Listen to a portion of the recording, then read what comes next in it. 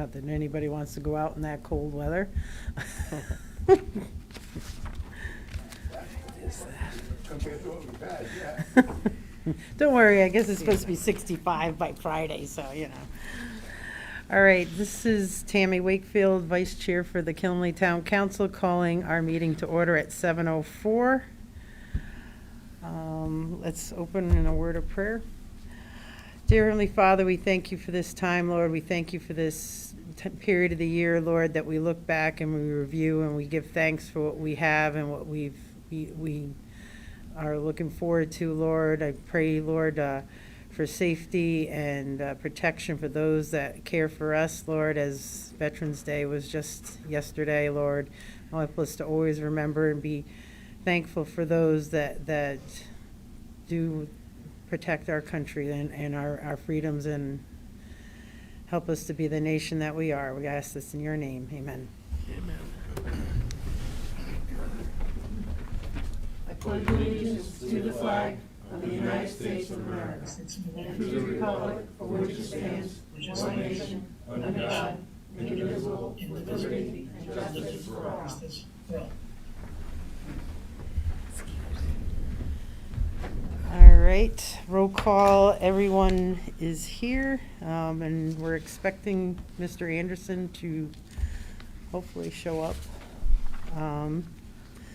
very soon. Adoption of minutes for previous meetings. We have a special town council meeting of September the 21st, which is the special meeting that was held for the Vision Committee.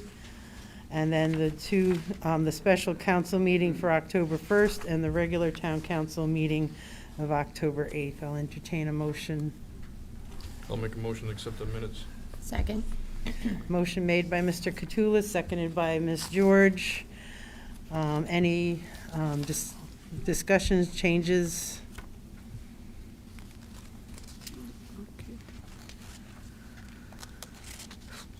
Hearing none.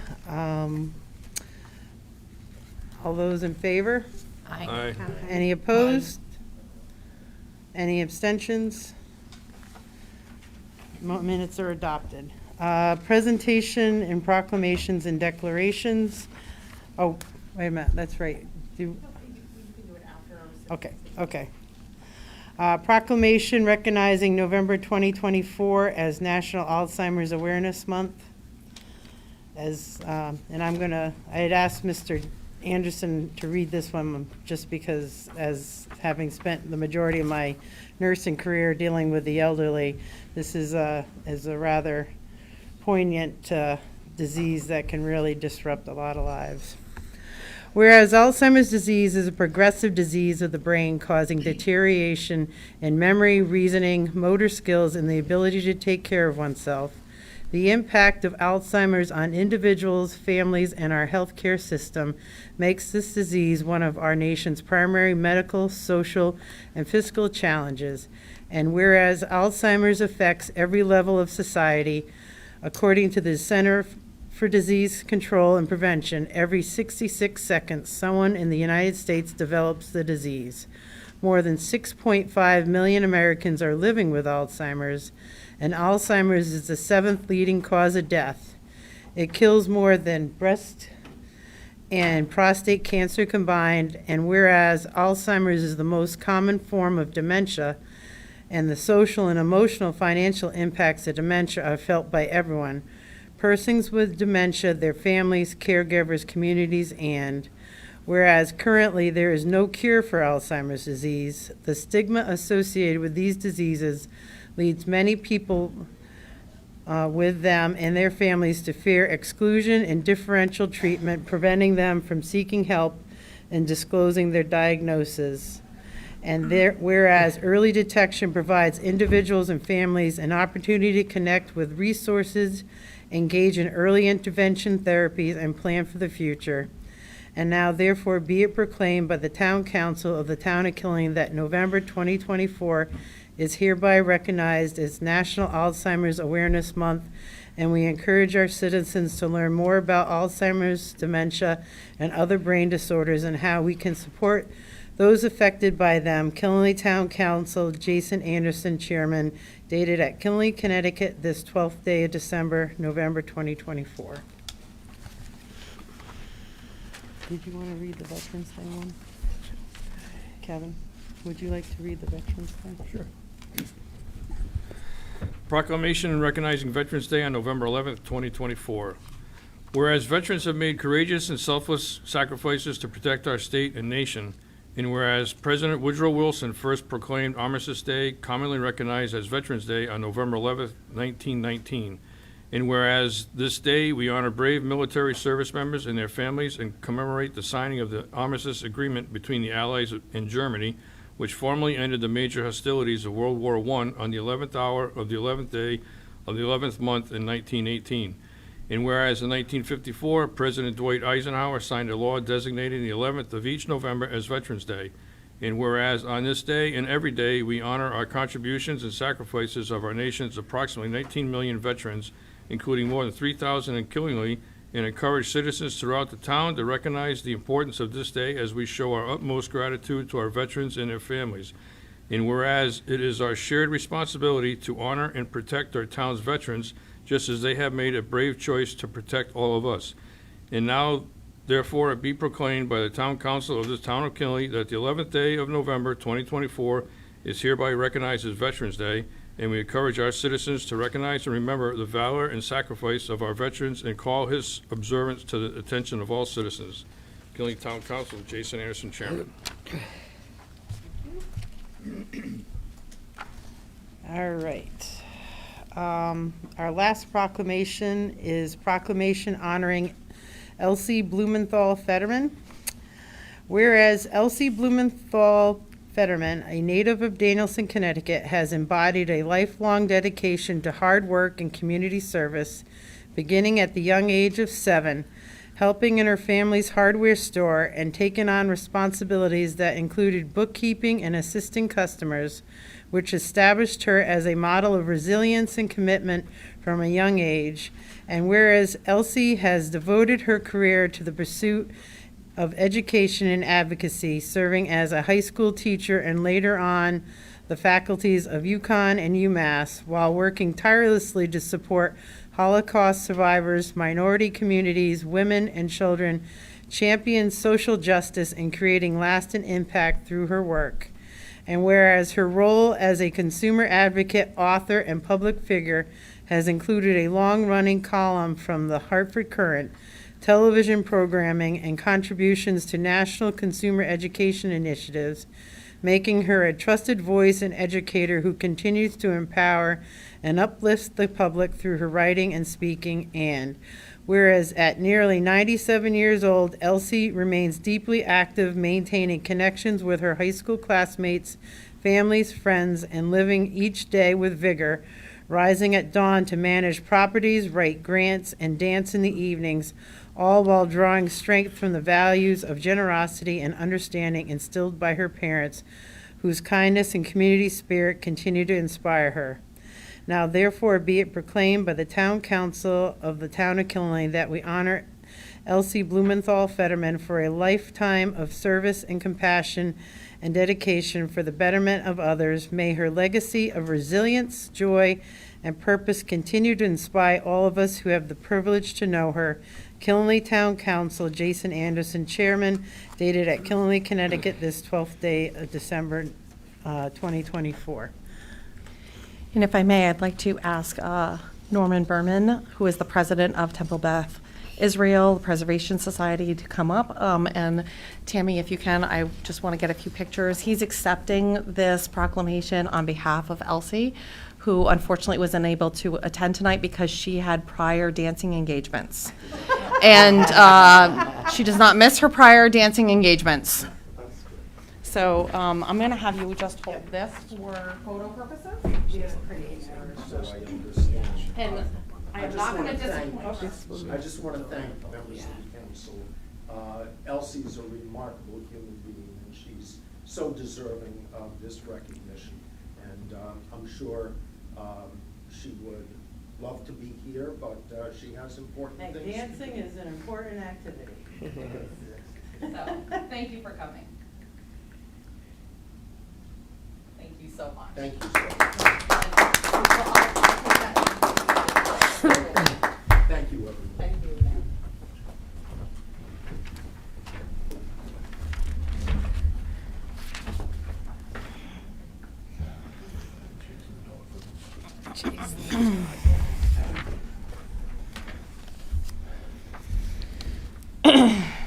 And Mr. Anderson, after a dog incident, I hear? Yes. Got a little- 8-pound escapee. Yeah, especially when you can't bend over and pick her up and she keeps running. All right, and where are we right now? We just After, finished proclamations. okay.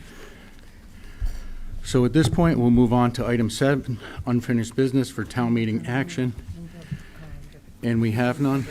And we'll move on to item, We're doing citizens' comments and then we'll go. we're going to move that, okay. We'll move on to citizens' comments, statements and petitions. Ms. Calori, did we have anything submitted? We had none submitted. Thank you. If anyone would like to make public comment, please step up to the podium and state your name and address.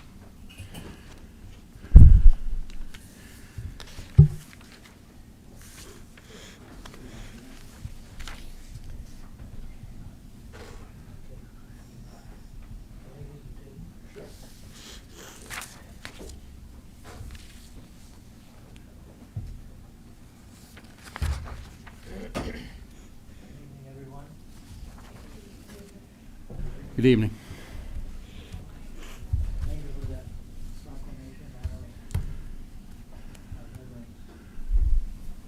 Yeah, without him.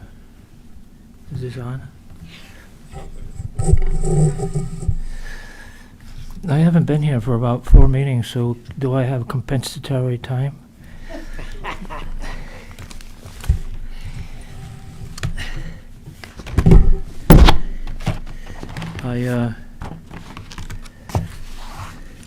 You have an elevator that's not working, and you're having a public meeting on a second floor. Why isn't it being held downstairs where the public can get in?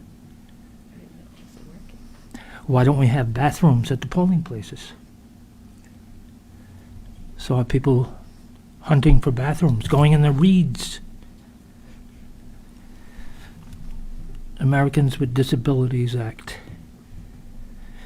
Went to the school opening. The front doors don't have automatic opening. Oh, but you can pull the door for 15, and the architect said 15 pounds. I checked it, it's supposed to be 5 pounds. You go down the hall, go down a flight of stairs. On the right is a handicapped bathroom. The door is 30 inches wide. You open the door and you walk right into the toilet. You couldn't get a wheelchair in there if your life depended on it. Where are we in paying attention to these things? I have more than 5 minutes to talk, but I know I only have 5 minutes. I have documents that I'm going to leave. The first document has to deal with the Siting Council and how our illustrious battery bank company has been turned down by the Siting Council because for the third time they have an incomplete application. If they can't get an application straight, I'll leave it to the rest. I have another document, number 2, that deals with Public Utility Environmental Standards Act. In that document, it says that, well, a lot of things. In one of these documents, it says the Siting Council regulations say that when you have a proposal for a utility building or whatever, the proposer pays for all the administrative costs, the public hearing, the expenses for the town, and I would imagine the attorney that we have to hire. So I need to research that a little more, but it's quite, quite clearly in there. I had a note on what page it was on, but I seem to have lost the note.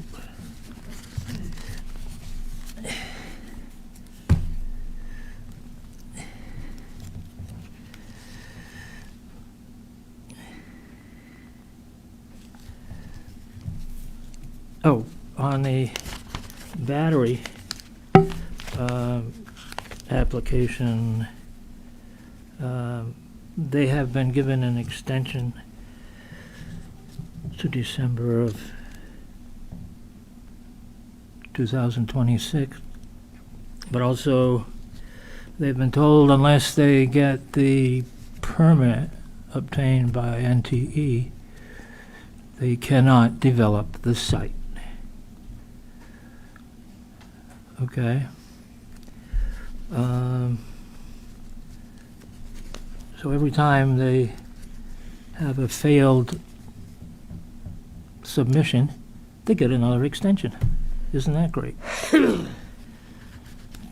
There's a list of people they've sent notices to, and if you look at the list, it's incomplete. They're going to get rejected again.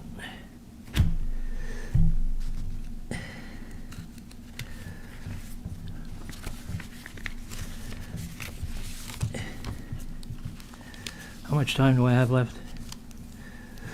2 minutes. 2 minutes. Jason, can I yield my time as a resident? Yes, you can. I'm sorry? You have 5 more minutes. Well, thank you very much. I appreciate that. I actually wanted to start off by saying that I don't want to say it every time. You people work hard serving the town. I want to say thank you. I really appreciate it. There was a little blurb on Facebook about 8 minutes and 14 seconds, the time that a person had a knee on his neck in a public environment that passed away. And I got to thinking about what's going on today. So I wrote this little thing. 8 minutes and 14 seconds. What can you do in 8 minutes and 14 seconds? Tell your spouse 5 times that you love them.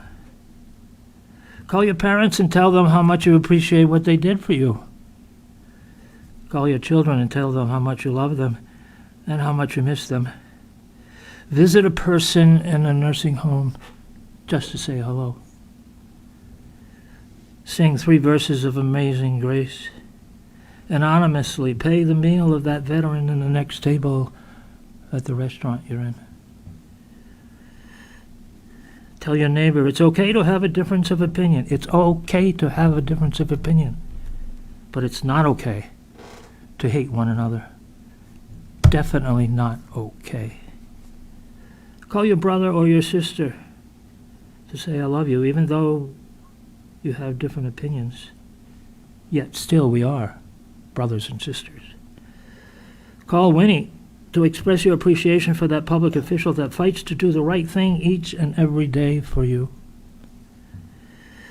Say a prayer of thankfulness that we all live in a country where we still can express our opinions and thoughts without being tossed into jail or executed for those opinions. Say a prayer that everyone will understand we are still one nation under God, indivisible and with great hope, with justice for all.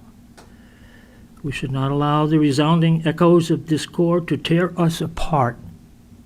We should not allow the resounding echoes of discord to tear us apart, but rather listen to the words of our mothers when we went into kindergarten, that the first thing to remember is to treat others as we wish to be treated, with respect and dignity.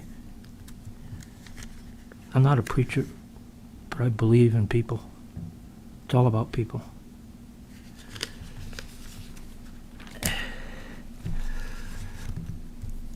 What else do I have? I have a primer on from the Department of Environmental Protection on creating a wastewater treatment plant. Wonder why we would need that.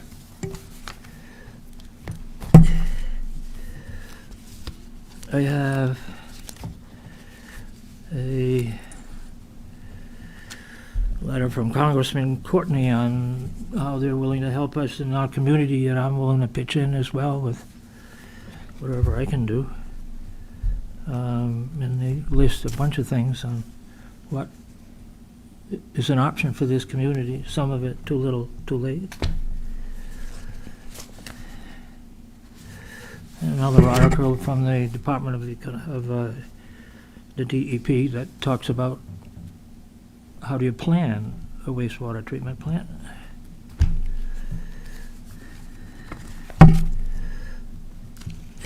Two minutes left. And with the also 2 minutes. I also have a list of all the potential funding opportunities. Didn't get a chance to make a copy of it. Ran out of time.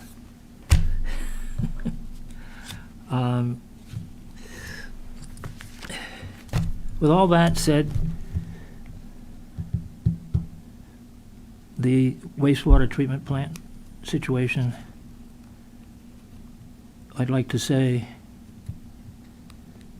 recommend that the council appoint an oversight, either appoint an oversight committee to do the design and construction, oversee the design and construction of that, so that the existing commission can stay focused on running the plant and not be distracted by having to do drawings and do engineering. That's one option that you have. The second option is you have a permanent building commission that is charged with building all buildings in this town that are of a value exceeding $25,000. It's in the charter. So I encourage you to proceed with haste with the, I'm sorry.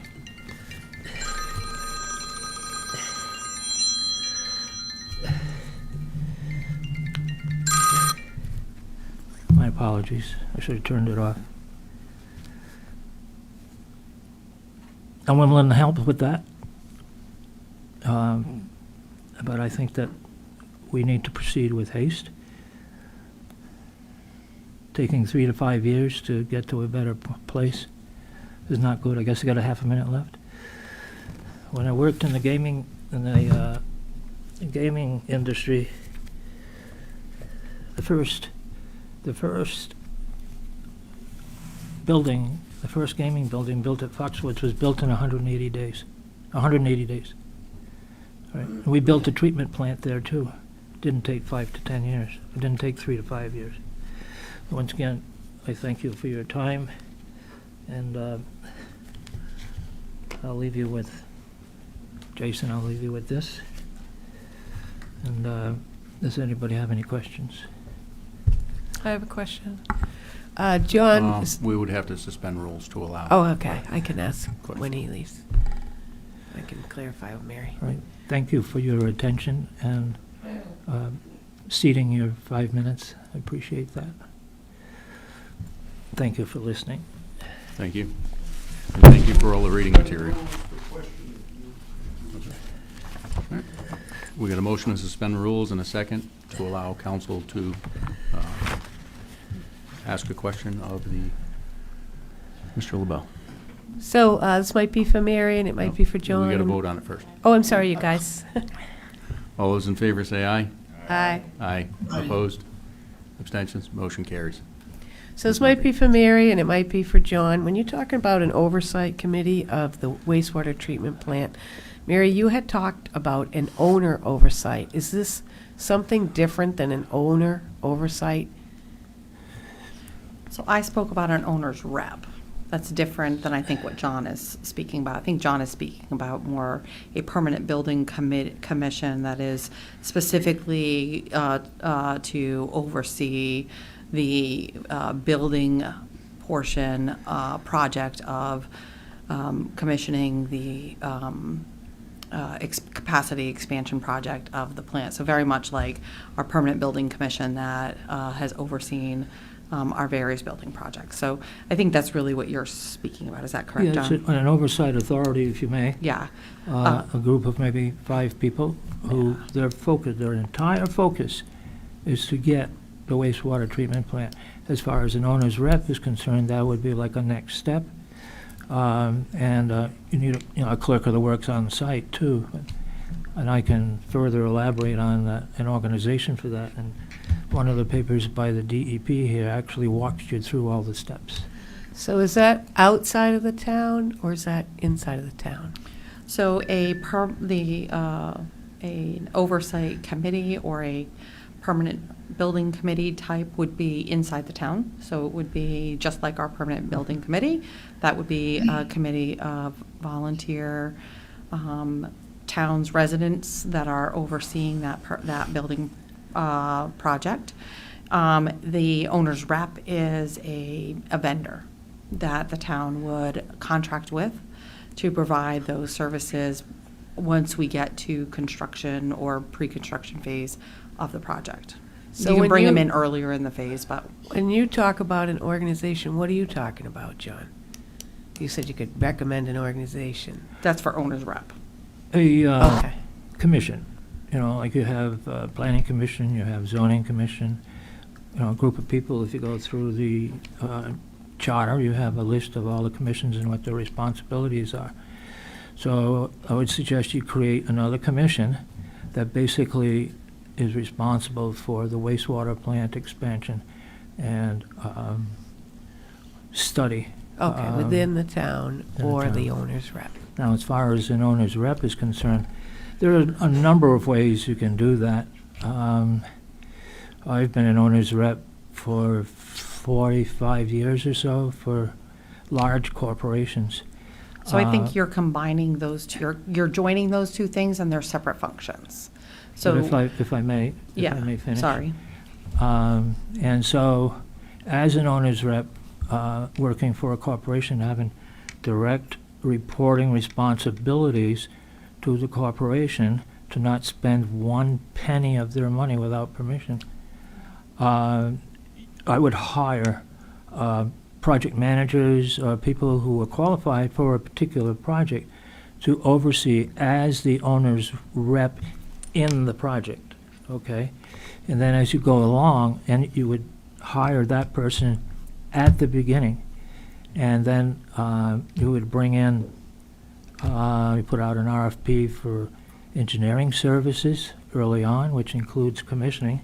Do not exclude commissioning in your bidding process. It costs a little more, but if you don't have commissioning, you don't know if it'll run when you turn the key on. And so, basically, you've got the town, you people, which that would report to you, okay? And then you would have an owner's commission, okay?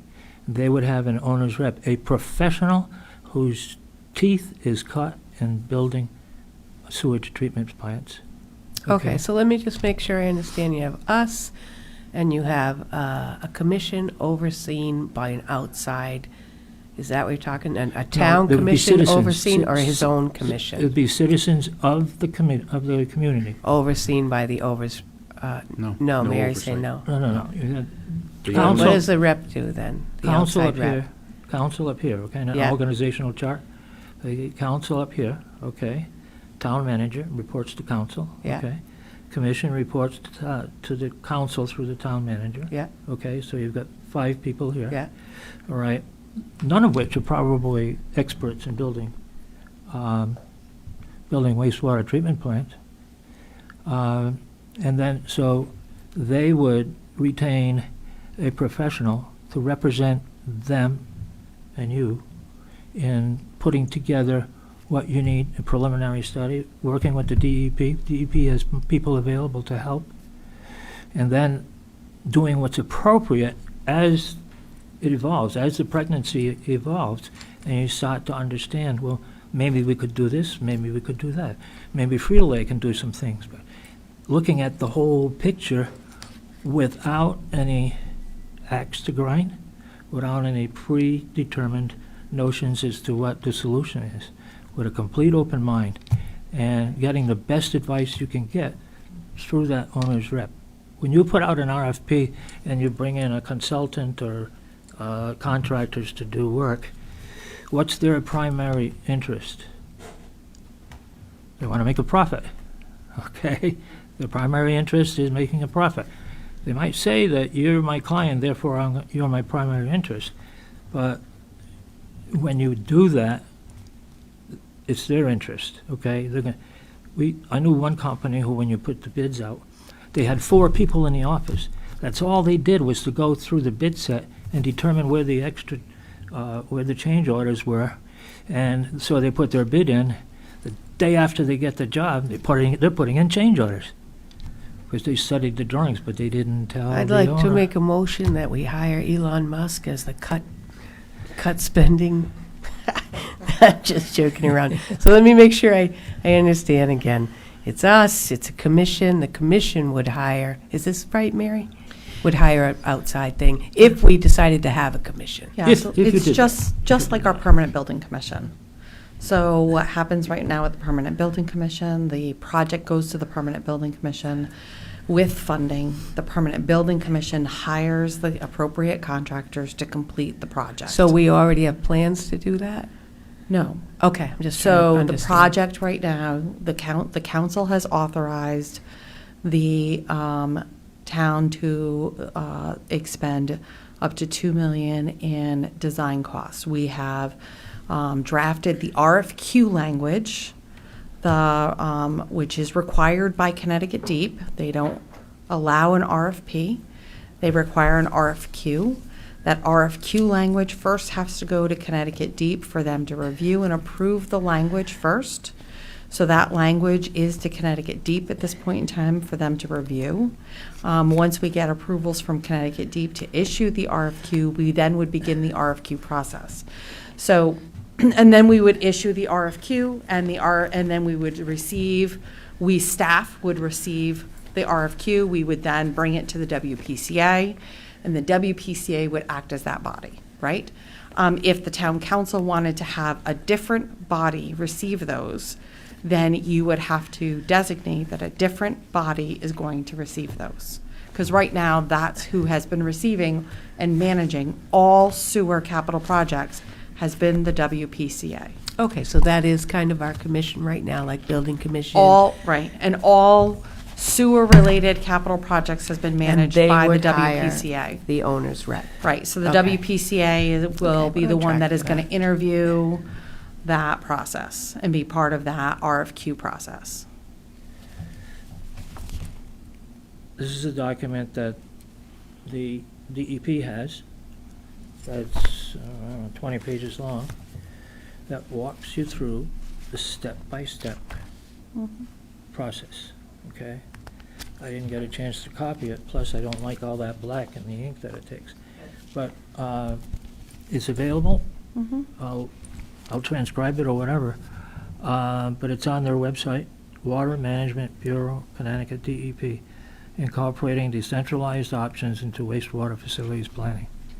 They have people that will help you do the RFQ, process, make decisions, etc. And all you have to do is ask, I think. Well, Dave's been in communication with them. Yeah. Right. I mean, they are. Yes. You send the RFQ. They have templates.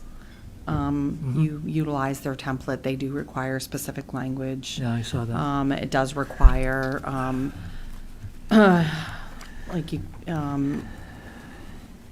in order to keep certain funding sources as available options, you have to use certain funding source language requirements. And then you basically send the RFQ document to them for review.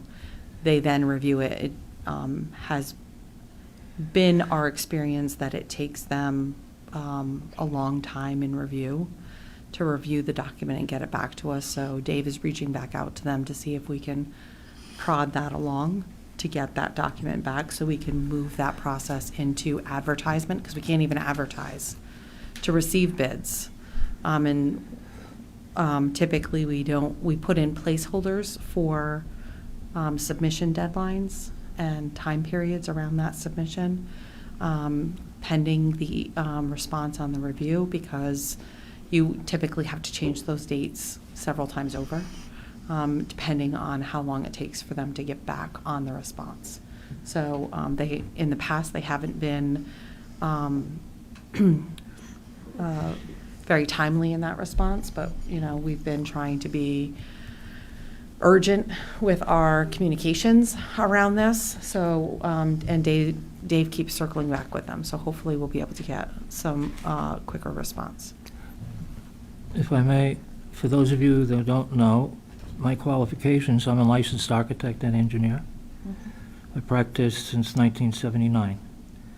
And I've had responsibilities for millions and, at one point, $1 billion project out in Niagara Falls for the Seneca tribe.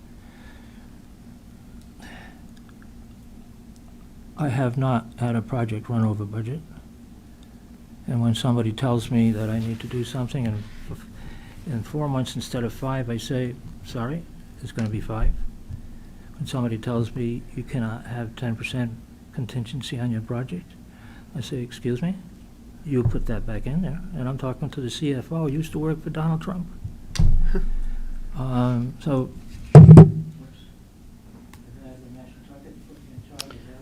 You shut off your microphone. John, just hit the microphone button again. Thank There you. you are. The Mashantucket Pequots put me in charge of their construction for 10 years.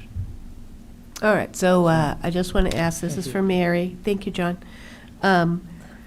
So it sounds like, Mary, so far we're almost on track. I just want to make sure I understand what he's recommending. So town council's already there, your commission is, the WPCA, it's already there, and we were on track to do an owner.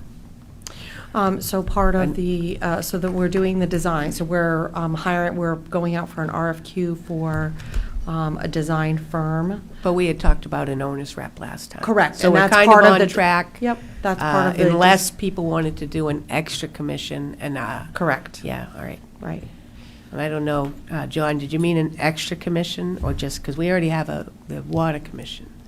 He was speaking about doing an additional An commission additional commission. outside Okay, of the WPCA. just so I understand what the idea Yeah, is. that's what he Yep. was speaking. Ms. George had a question. So the commission you were talking about would be in addition to the WPCA, or would that commission be overseeing the project over the WPCA? And is that what you're volunteering for, basically, when you're talking about your experience? Did I volunteer? I think so. The concept is not extra, not in addition, but separate from, with a distinct charge of one thing, nothing else distracting them from anything else, okay? That's how you get it done. Most of my projects were done 7 and 24. So who would pick the other commission members? Would we appoint them, or would you? The council. And how Council long has do to. you think it would take, if we're already looking at design phase, we've already earmarked money, how long do you think it would be to start a new commission? We're still trying to get the vision commission off the ground. And how much time do you think that would take to put that all in place, vet all of those other people, when we already have the WPCA? That's the question I would ask you. And can you point to any other communities, like, wouldn't the WPCA be the body that would handle that? Is that like standard in other, like, communities? We know that this sewer issue is not unique to Killing Lake.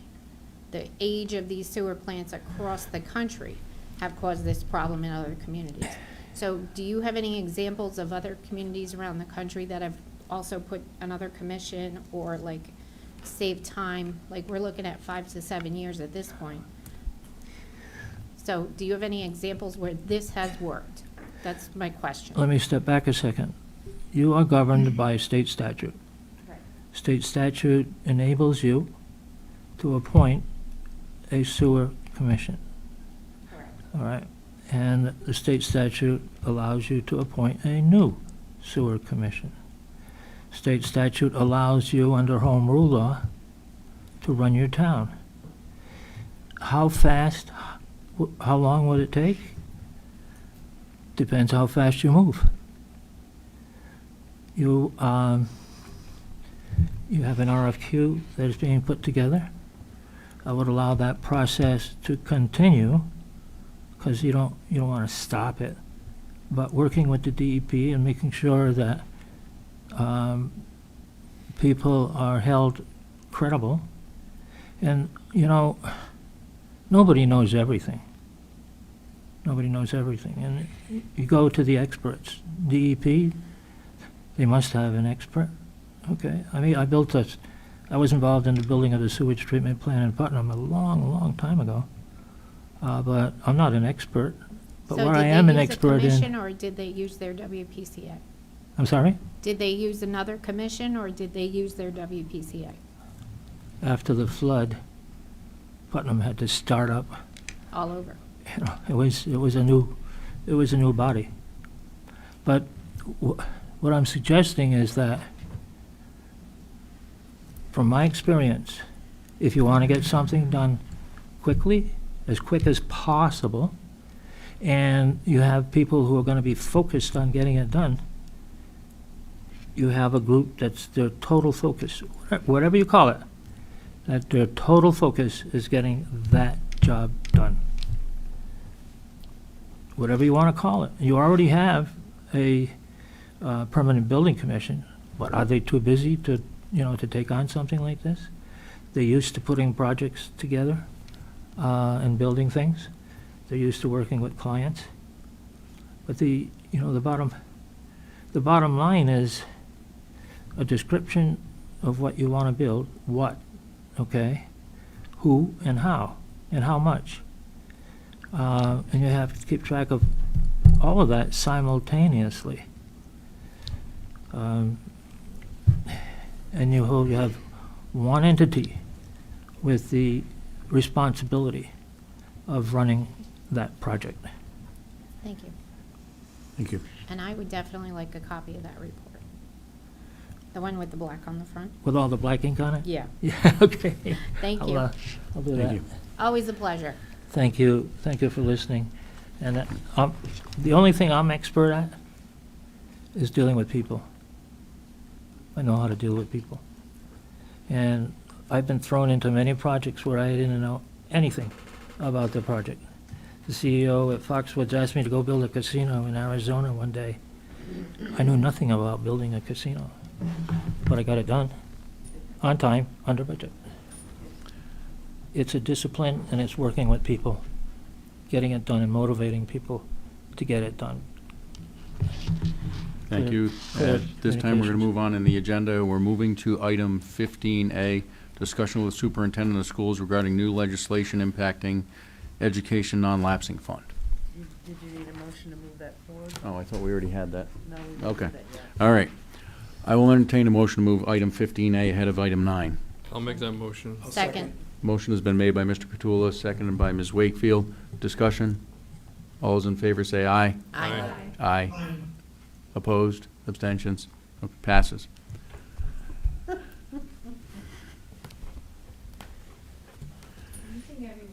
Good evening. There we go, that's better. All right, so I am here tonight to discuss new legislation around the non-lapsing fund, or unexpended education funds account, as it's called in the legislation. So it's Connecticut General Statute 10-48AA. And basically what this legislation says is that... Could you repeat that number, Oh, Dr. yeah, sure. Nash? Yeah, there's copies. And what this legislation says is that for the fiscal year ending June 30th, 2024, so last fiscal year, and each fiscal year moving forward, Boards of education can now deposit their excess funds up to 2% of that year's budget into a non-lapsing fund, which we have already. However, this new legislation kind of gives the Board of Education a couple of options. Thank you. Oh, my God. Thank you. So the Board of Education, so the non-lapsing fund, based on this particular statute, is now controlled or managed, if you will, by the Board of Education rather than the town's fiscal body, the town council. And there's kind of two paths that the Board of Education could take. One is that the Board of Education votes to start a new non-lapsing fund. It would be managed the same way this current non-lapsing fund is managed. It would live in the same place, managed the same way. The second option is that we just continue to use the non-lapsing fund that we have now. The difference there is that the MOU attached to that would kind of be null and void because this legislation would kind of supersede that. What does that mean? That means that $2 million cap would go away. And no longer would the Board of Education need to kind of come to the town council to ask permission to make a deposit into that fund.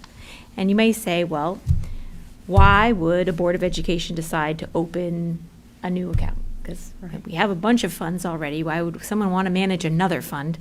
And the answer to that is that some towns had restrictions on their non-lapsing and how it could be spent.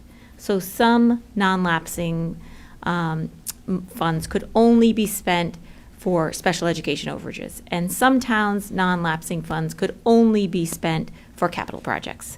And so with that in mind, some boards of education are kind of leaving what's in their current non-lapsing fund for that purpose and starting their own new, if you will, non-lapsing fund that is for educational purposes only, which is in the legislation because this legislation says that these funds can only be used for educational purposes.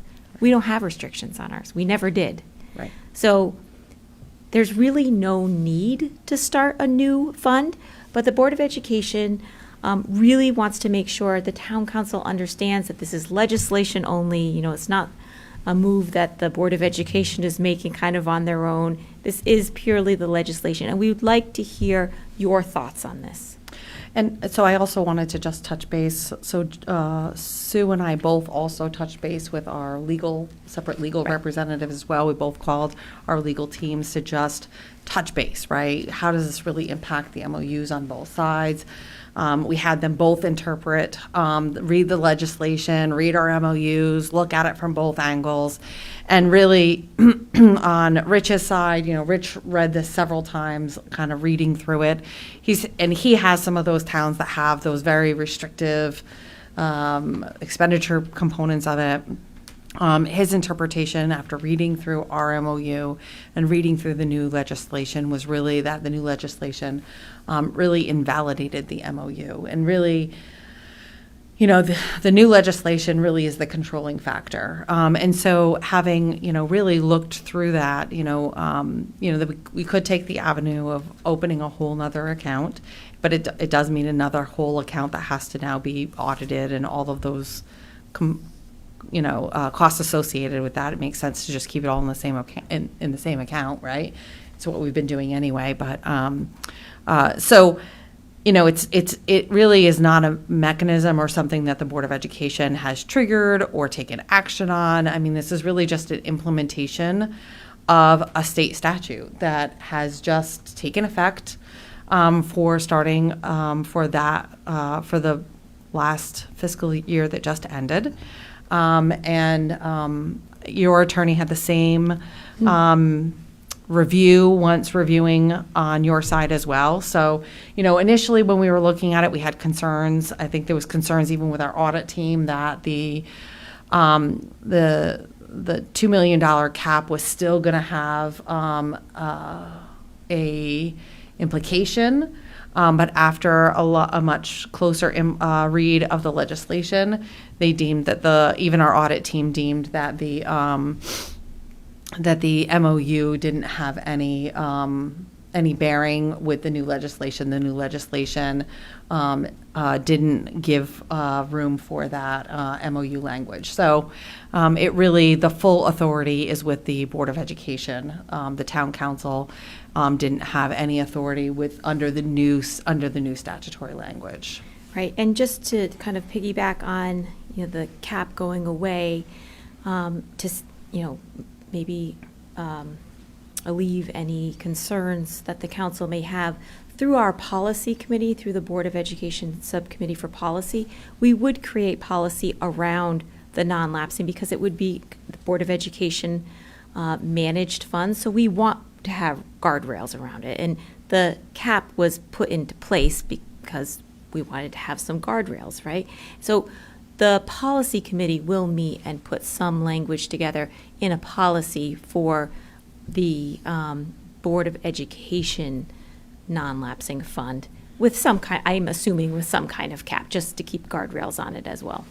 Which would be a recommendation by our auditors, Yeah. and we would want to be communicating that as well to our credit rating agencies, as we usually do with all of our financial policies. So we would want to see policies around that on a fund like this. So the current non-lapsing account, you would need some kind of release or is this No. legislation give the release? Yes. For you to take that money out of the account and do what you please? So we always could take the money out for Right, but whatever. it has contingencies, right?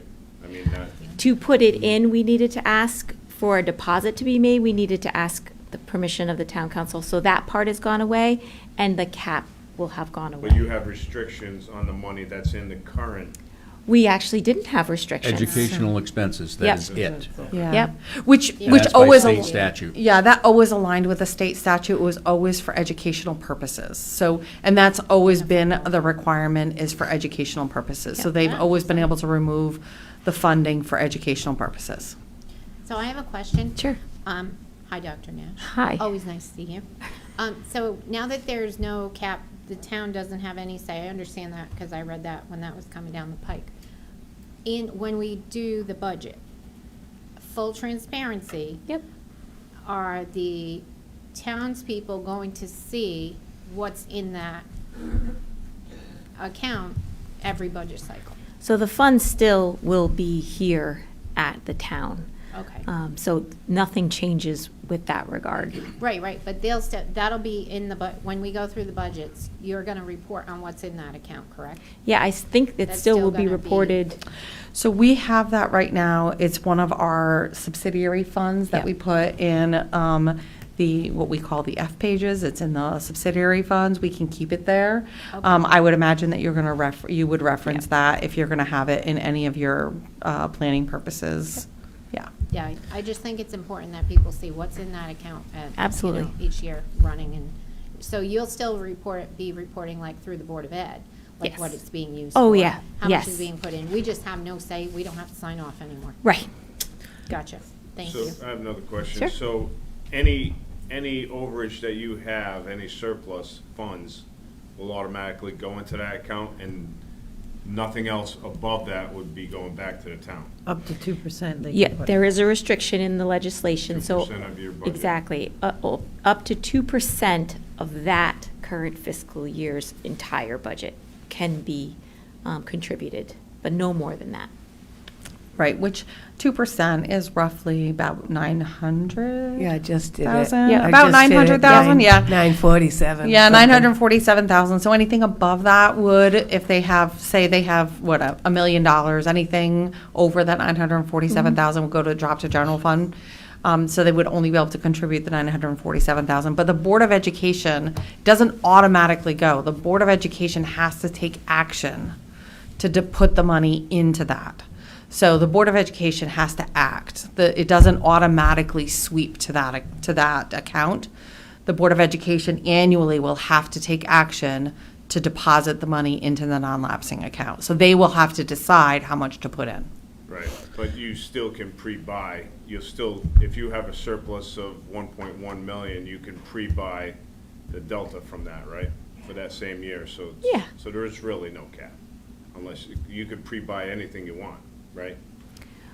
They'd run out if they couldn't put it back in. So they're gonna be looking for that. So you can pre-buy to the extent that it is allowable through the auditing standards, right? So to the extent that it could be expended within a certain time frame, and can be considered supplies through the first 90 to 120 days of the end of the fiscal year. Anything beyond that is considered a pre-purchase and is not considered expense in that given year. And the auditors will reverse it as an expense and consider it a pre-purchase. And it doesn't get counted as an expense. So there's not, you can't just pre-buy whatever you want and try and slam all this expense in the end of the fiscal year and say, we've just expended our entire, everything, right? Like, there's certain things you can't just expend. Like, you can't pre-buy medical insurance, right? Like, you can't prepay medical insurance. That will automatically get reversed. It has to be expended in the year, in the period in which it is incurred. Supplies, there is a time frame under the auditing standards that has to be abided by, and there is certain guidelines within the school parameters in which they deem a certain level as acceptable that they can buy in June in preparation for September. That is considered, it is a pre-buy. They are pre-buying, but they're not gonna. You're not going to buy it necessarily. I mean, teachers are gone for the summer. They don't come into school until a couple of days before, maybe a week before school starts. They don't necessarily have the opportunity to get shipments in, right, before the doors open up, right? So they have to have those supplies before they necessarily go for the end of the year in order to be able to get it into their classrooms. So there are some things that are allowed to be pre-bought and received in June, early July in order to be prepared for September, but they can't necessarily purchase an entire year's worth of certain supplies and shove that expense all in a previous thing, right? Like there is parameters around that. The auditors would reverse some of those things and change that. So, I just want to make sure that people understand there are parameters around that the auditors monitor that in testing procedures in order to determine that expenses are captured properly and prepaids are determined appropriately in an auditing cycle. What did you pre-buy last year? What was the number for the current year budget? I'm going to say it was 688, something close to Like 700,000. Yep, yeah. close to that, yeah. Now, I've got a question. And to me, just hearing from it, it seems like the 2% is going to be your limiting factor, really. You're not going Sure. to spend like crazy, if that's what's in your head. So if they were to suck it down and they couldn't replenish it each year with 2%, do we get penalized or do they get penalized?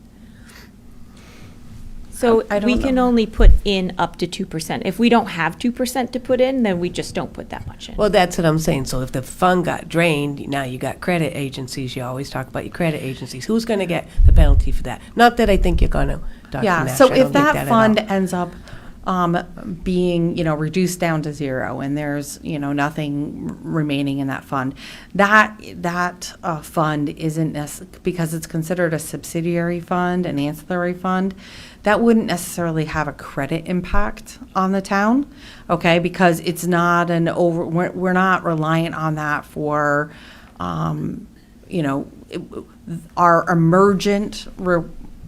ultimately emergency expense falls to the general fund. So they would look at what our general fund stance is. That helps in the way of long-term planning and, you have this buffer. It's a nice, it's a nice to have buffer kind of thing, but ultimately they're not going to ding us for that per se. So, Especially since it's not going to have huge amounts of money sitting in there, right? albeit. $2 million is a lot of money for anything, right? Right, but I mean, $2 million is a lot of money, right? And it's a lot of money, but in the grand scheme of what the town collectively has in the financial picture, $2 million isn't a huge amount of money in emergency response, right? And so that isn't going to sway a credit rating agency in determining whether or not the town has fiscal resources to respond in an overall crisis. So, considering the credit agencies would be looking at all of this, would it be more favorable if, like, they gave themselves a cap? Would that, Well, they would want to know that there is financial policies around it, okay, right? That's what they would be looking for. What's your financial policies around it? okay. So if it was rather, like, they gave, let's say you gave yourselves a cap of 3 million. Right. They would just want to know, what is the financial policies around this fund? Just like they do with our other funds. What's your financial policies around this? So if they're a little bit, the guardrails are a little bit closer. As long as there's guardrails and they're articulable, they make sense, they're, grounded, then they're should be okay, okay. yeah. Ms. George had a question, she's been waiting, and then after Ms. George, Mr. Grandelsky has a question. Thank you. So in layman's terms, this is like your rainy day fund, like we've talked about before. It's to avoid a mid-year appropriation, like Ed talks about multiple times, and now I understand 100%. And I just want to commend you for all the work you've done over the past Thanks. few years, and I love the transparency and how, like, you just do a great job. Well, thank And your you. team is doing a great job. So, They yeah, are I doing a wasn't great job. questioning. I just want everyone listening to understand Absolutely. exactly what that is. You should ask all those Because questions. I know Yes. there's been controversy around the non-expense. I know, that's why our And Board of this is- Education really wanted Yeah. to make sure everyone had questions answered and everyone felt comfortable Yeah. and understood everything. So, thank you very much. Great job. Thank you. Exactly, supplemental appropriations. Now, we have this non-lapsing account, or whatever it's gonna be called. It was pushed for more emergency expenditures. It sort of got to not so much emergency anymore.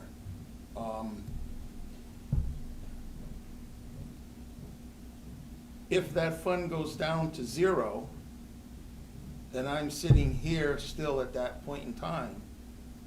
There's no way in hell I would vote for a supplemental appropriation.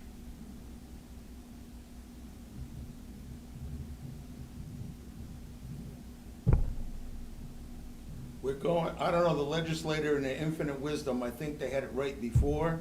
This is going off the beaten track to some degree.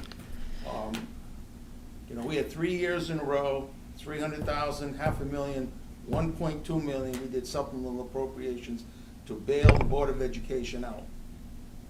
Then the non-lapsing account came in, I thought it was a good idea, more on the emergency end. But now the way it's going, it's like, just spend for educational purposes, that's just a loose cannon.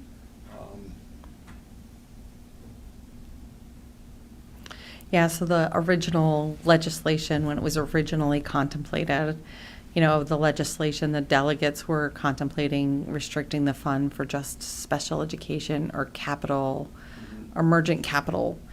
And that never made it into legislation. That it only made it into legislation for educational purposes. So yeah, that's kind of been handled very differently all across the state. Yeah. Ms. I Wick? mean, I like it that there is that fund. I hate calling it a rainy day fund. I get grief.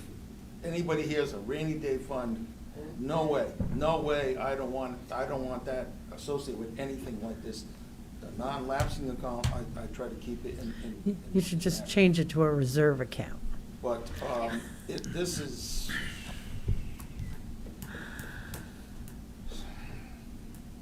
Ed, when I was saying rainy day fund, I just meant like a savings account, not for, another turf field. Like, I did not support that being used. I would never support that. And I hope that with this new policy commission, there are stipulations that it is for education only. Oh, yeah. It has You to know, be. and- That's what the and I'll legislation say again, says. Yeah. Football field during COVID, that was so wrong. So I'll just leave it at that. But like you said, but the definition of education only, anything within their purview. Right, and that's why I think there should be something written into, and we don't control it, I'm just saying, That's- yeah. for all intents and purposes and for the town to understand, there has to be something written beyond that general education only. So one of the things you have spent, like, is capital projects like the elevator repairs. So like if an emergency, like the emergency access, like the road down to the football field, any of Yes. those emergency, that's a requirement to be able to use Yes. the fields, so. Yep, roofs, if you have a roof that needs to be repaired or replaced altogether, if leaks happen, anything like that. Like Yeah. KISS? Driveway work has been done off of that too, right? Driveways? Oh, yes, Yeah, yeah. we've done driveways. Any other questions from council? Dr. Nash, do you have anything further for us? No, thank you so much for Okay. your time. I really appreciate it. Thank you. Thanks. At this time, we'll move on to item 9 in the agenda, council and staff comments. In regards to Mr. LaBelle's comments, I did want to just clarify one thing. He had mentioned that the Vitus Energy application got extended to December of 2026. It is actually extended to the deadline for them to resubmit or submit for an extension is December 31st of this year, 2024.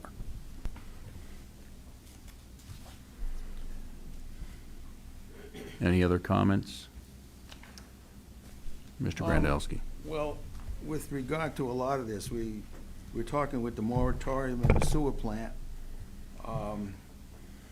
Things got to go through DEEP. We have a permit that's outstanding since March of 2022. What are these people doing over there?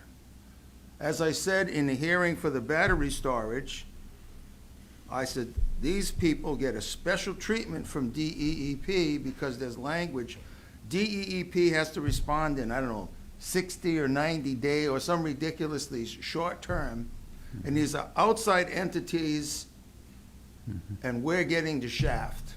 And we're still waiting, and I don't know where we go with this, but I'm very disgusted how DEP. Now, maybe we need this alternate commission that John's talking about to light a fire under some of these people. I don't think the people that are WPCA right now, they've got a lot of issues just keeping the plant going. We went through a $25 million upgrade. We still didn't get everything we needed to get done. There's still another $10 million of work that has to be done. Maybe let them, that's just to keep existing equipment running. Now we're going down for capacity. Who's going to determine what that capacity is?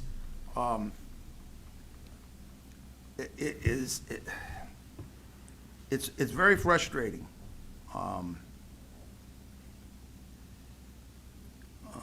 Let's see what else we got. Well, the first thing that John talks about, he doesn't have his buggy.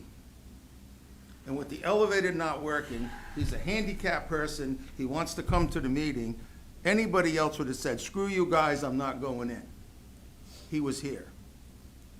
Priority, get that taken care of.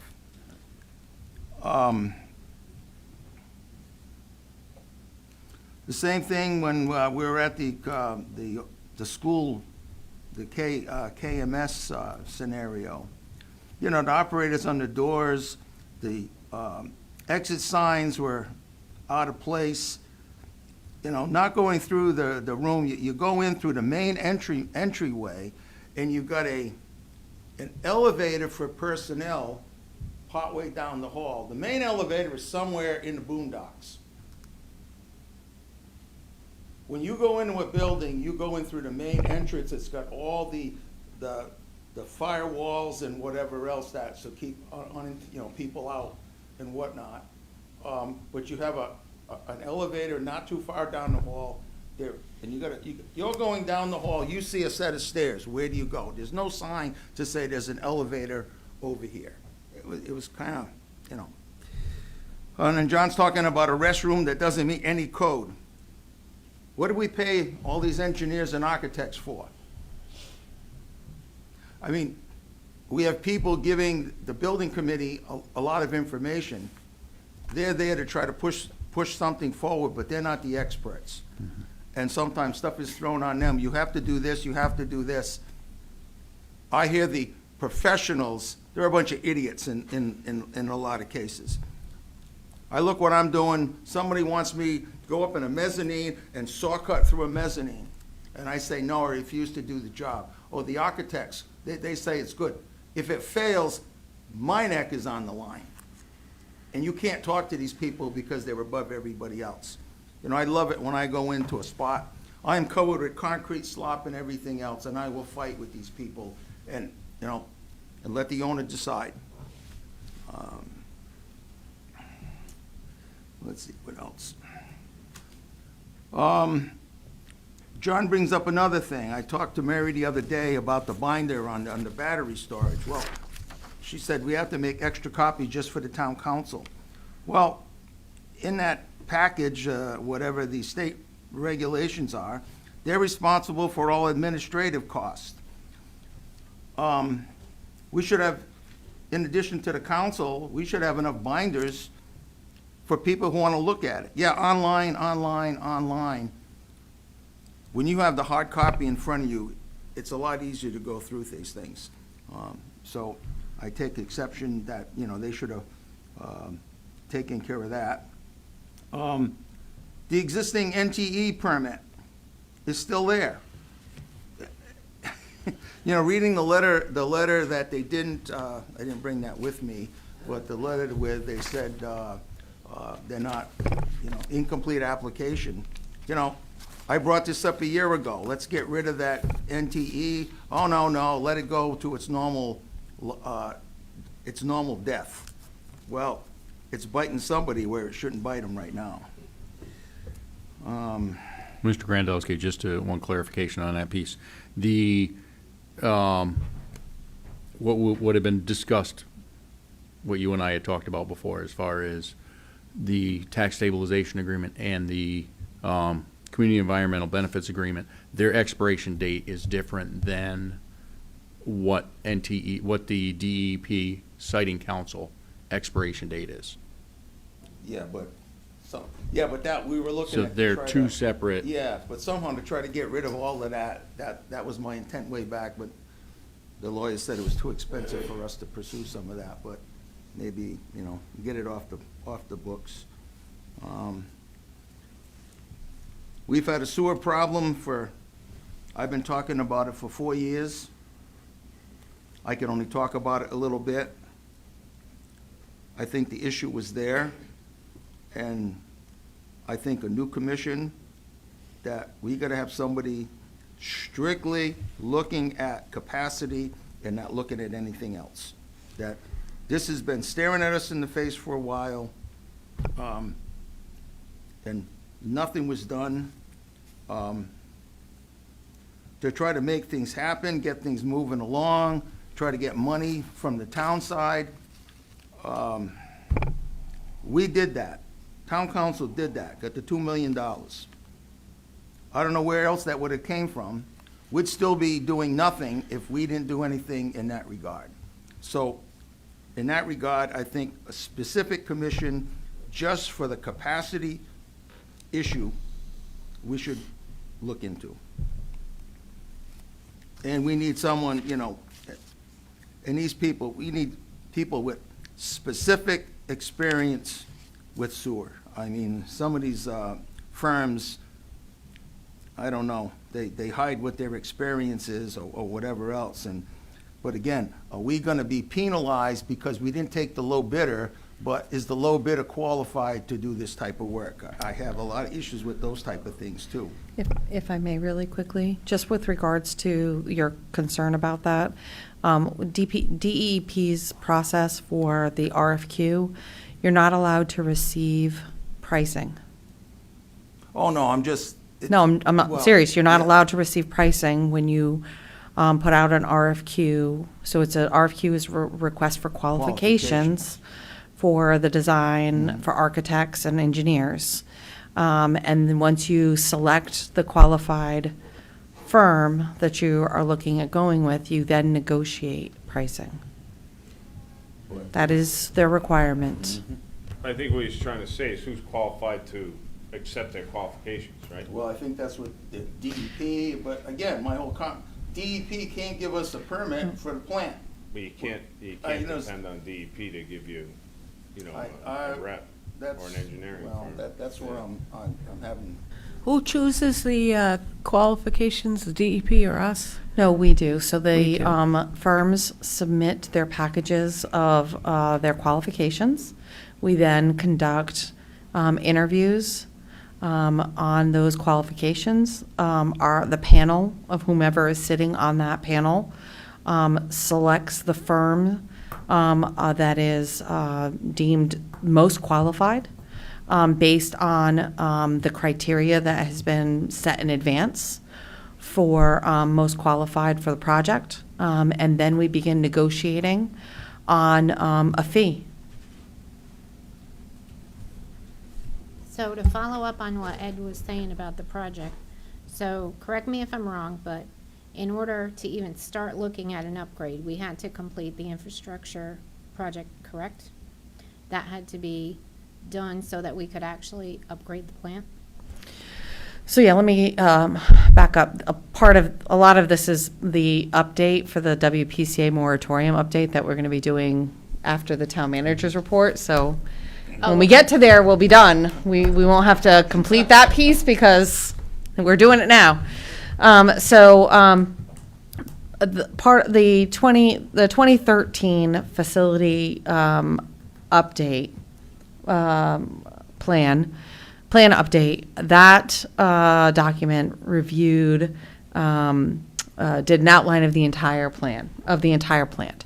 It outlined phosphorus updates, nitrogen, and then ultimately outlined capacity increases that needed to be done. So here's an analogy. If you own a home and you have a roof that's leaking and you have a boiler that's working, but it's kind of towards the end of its useful life, and you got a couple of years out of it, but a couple more years, but it's going to be done, and you need to do an addition, but what are you going to do first? You're going to fix your roof, right? You're going to fix the leaking roof so you can save the rest of your structure. Then you're going to replace your boiler before you do your addition. So for our wastewater treatment plant, we redid the phosphorus. We redid our leaky roof. We redid some nitrogen work to take care of our boiler. Now it's time to do the expansion. So we've known about the capacity for years. Number one, we haven't had funding to do capacity, right? Our facility has been operating within its permit limits. We didn't receive funding for the phosphorus upgrades until we went out of permit limits due to phosphorus, and that's when we hit priority point levels. So the state does priority points on funding for Clean Water Fund. And that's when you typically start, they basically prioritize where the funding goes, and it goes to the highest problemed areas, right? So that's when we that's when we got prioritized into funding. So it's a struggle to get the funding in order to be able to proceed with a substantial and large capital project like this. We did that plan.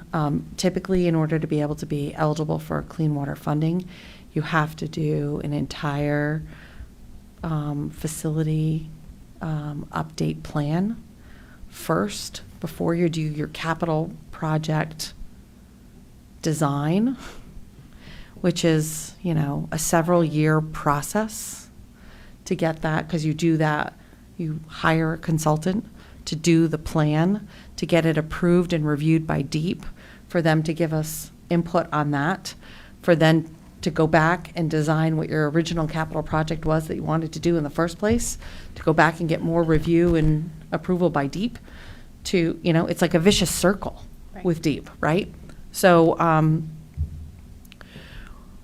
we're utilizing and platforming a bit off of the 2013 plan, which identified capacity increases, shows secondary clarifiers in that capacity, in that plan for capacity increases. But with the design, with the RFQ that we've put in there, we clearly need to have them do calculations and evaluations. That plan has us not hitting capacity until 2035. It's a little early. And they denied our grant application 2 years in a row, correct? Right, and that's largely because on the earmark funds, Been trying. they've been largely awarding to, if you will, shovel in the ground, you know, projects that are already ready to really hit the funding, hit the road going. So the design, hopefully getting closer into the design phase, will have us more prepared, more grant ready, if you will. We are still working with our federal delegates on coming up with a date for a tour. We're looking at this point in time, the very beginning of December, maybe the second week of December, hopefully, for a tour. As soon as we get some dates, we'll be floating them out to you guys to hopefully be able to get you guys, see if everybody's able to attend. I have also spoke to Jim Rivers about having him attend as well. We're also going to reach out to the governor's office and see if either Lamont or Susan Beisowitz can also attend. See if we can have kind of that collaboration around multiple revenue, multiple grant opportunities, because it's not just one source. This is going to have to be a multiple source avenue, recognizing town contribution already with design phase, and then other approach, you know, the other components. So yeah, to hopefully try and move along, and also how we can better motivate DEEP into review and evaluation and engagement on the project. And so we're going to be, you know, having some more in-depth conversations on that level as well, too. So that's kind of where we're at. There was, you know, that period of time just, you know, over the last several weeks that kind of all of these individuals were kind of scattered to the wind with their election cycle process. That's kind of all settled down at this point in time. So we're going to start pulling everybody back together again, you know, get Ann in, get everybody in, and see what we can get cooking. I have a question. You had mentioned the second clarifier. The question I have is, in the update we did, in the project that was completed, was the need for increased capacity built into that project design? It was, so in an early phase of the evaluation, in the project, in the facility update plan in 2013, which is a more global plan, that plan does identify capacity increase as one of the components that will need to be done. And yes, it does identify, I have conceptual locations, if you will, of secondary clarifiers two of them. So, which is why we keep talking about where they need to go on the baseball fields. Like, we already know kind of where they need to be. So, I mean, we have some conceptual ideas, but ultimately that was done in 2013, right? And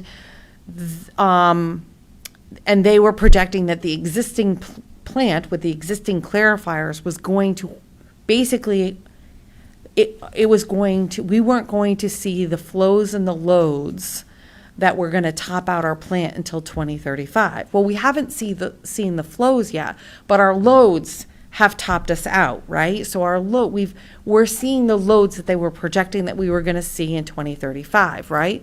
So that obviously needs to be reevaluated, right? That needs to be looked at. We need to look at collectively where Killingly's perspective is, where Brooklands is as well, right? It's not, this is, there's another economic driver here that's feeding into our system. And while, maybe Killingly decides that it's not really going to change in its overall business demographics or what, but maybe Brooklyn is going to have a huge boom, right? Like, whatever, right? We need to think about what's that going to look like in order to be able to, let's face it, this is probably a once in a 50-year opportunity. So we need to build for a 50-year window of expansion, right? And so, it's at a minimum a 2 clarifier. Is it something different? Again, I'm not the expert in this, right? That's why we have to hire the experts in, for them to sit around that table and to guide us through this process. So. All right, I just have 2 more. In regards to the ADA compliance at KMS, with the Renovate as New project, did that require us to bring the building completely up to ADA requirement code, or just for the parts we were doing the renovations on?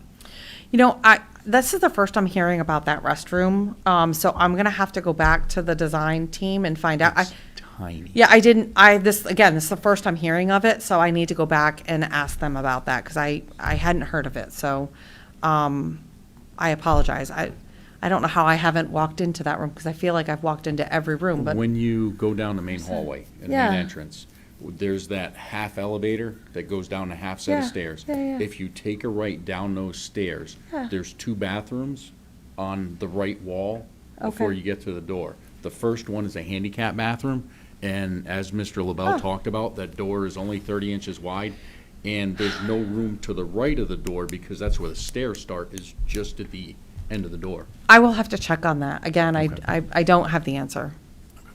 So I will check.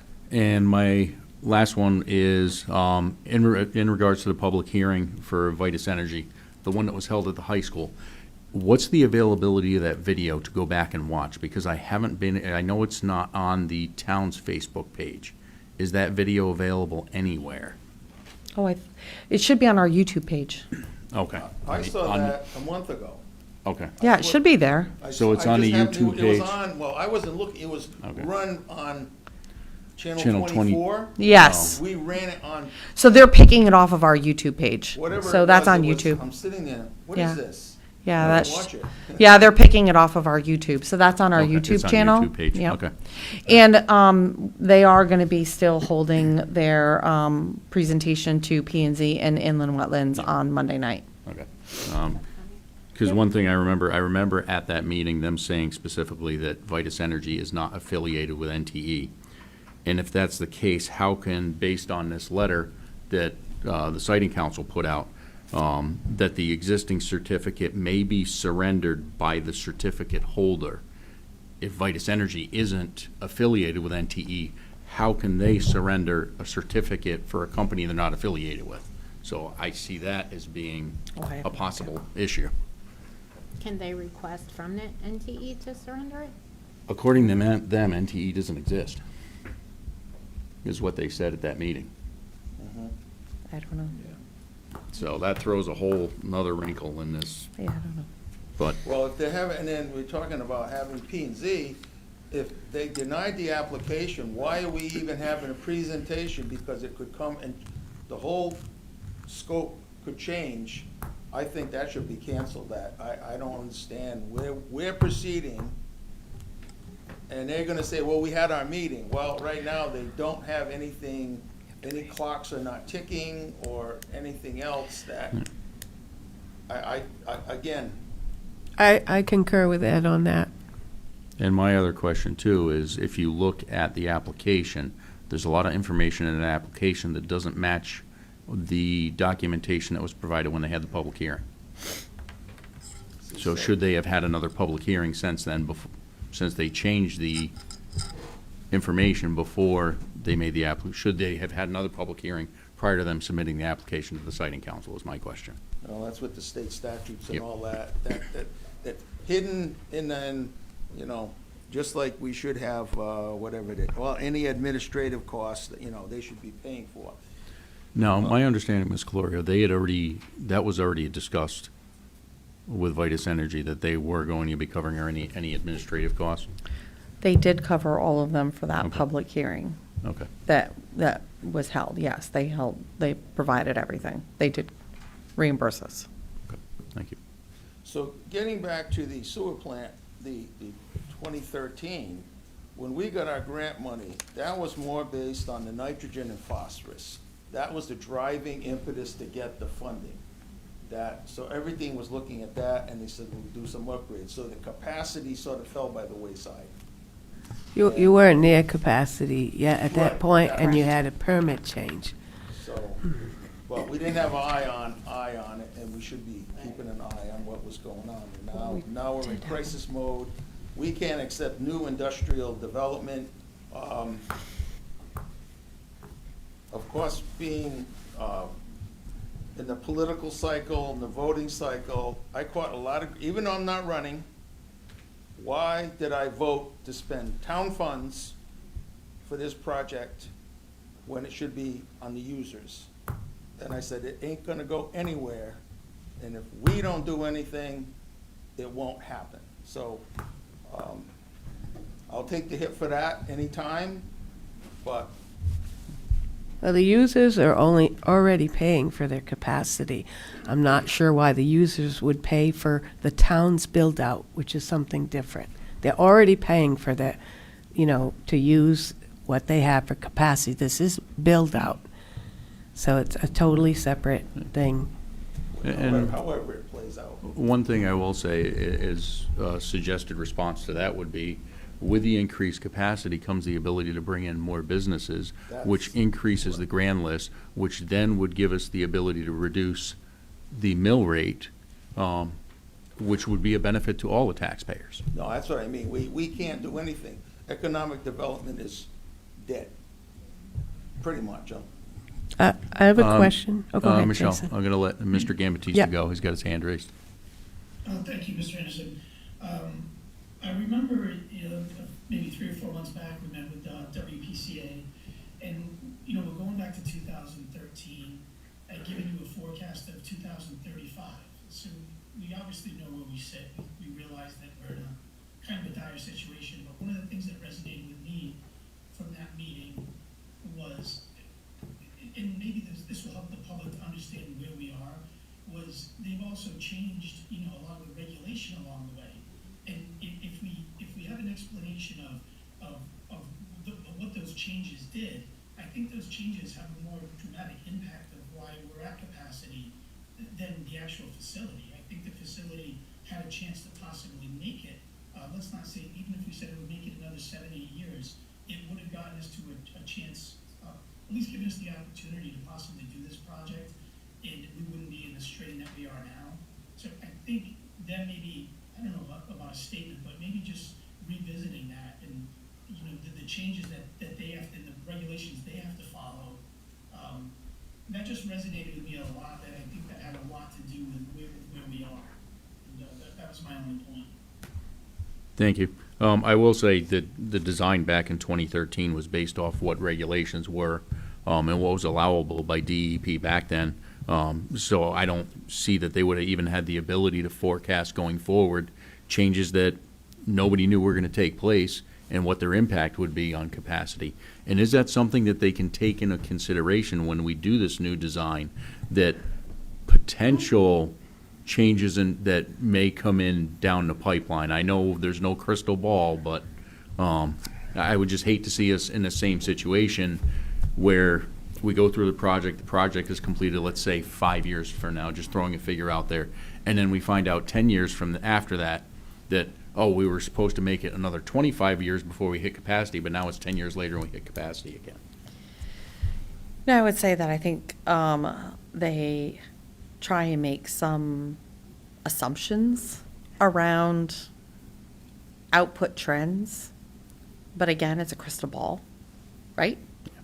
Michelle, you probably see this. It's a crystal Yeah, ball. I was going to say, I can't remember if it was the 2019 was their most recent permit, but the 2013 didn't really, there's no real changes after their nitrogen, phosphorus permitting from that time. So this is all just, I mean, increases in flow maybe, or just, to me, when they talk about it, they talk about there are some flow issues, and the loading issues aren't based on target. It's based on keeping the solids in the tank. The tanks are too shallow, so that's kind of a design flaw in the whole thing. It's not permitting or that much of an increased flow, but they can't handle the whole 8 million either, not even with loading. So it is flow and loadings. So yeah, it's a crystal ball, but 2013 did encompass the most recent changes, to my understanding. Yeah. I had a couple of questions. Are you done, Jay? You got more? Go ahead. So when you talk about this, you threw out a 50-year build-out.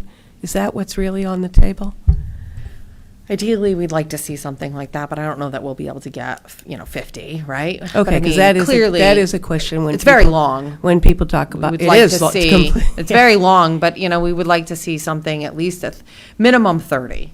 You want to see Okay. a minimum 30. And do we know where Frito-Lay stands? Because it, depending on how much they mitigate, is going to depend. To me, it should depend on where we. Sure. Yeah. So we are having very active conversations with Frito-Lay on what their plans are, and they will be very, a very active participant in the conversations with this. So, we have an understanding of kind of where locally they think they're going to be. Obviously, they're corporate, so they have to go through their corporate channel. But they've been very open with us at their local level. So I'm thinking particularly of the design with DEP they're involved, because the Yes. 2013 doesn't involve 90% mitigation on there. Correct. And so that would change the aeration basin into clarifiers. Correct. Okay, so that's all in on it. Well, I mean, they're an active member of so it's all being considered right now. So we're not designing to one specific thing. I mean, clearly, we don't have a design team on right now, right? So we're not actively designing. I want to be clear. We're not actively designing right now what this is going to look like, right? We've got Frito-Lay to the table.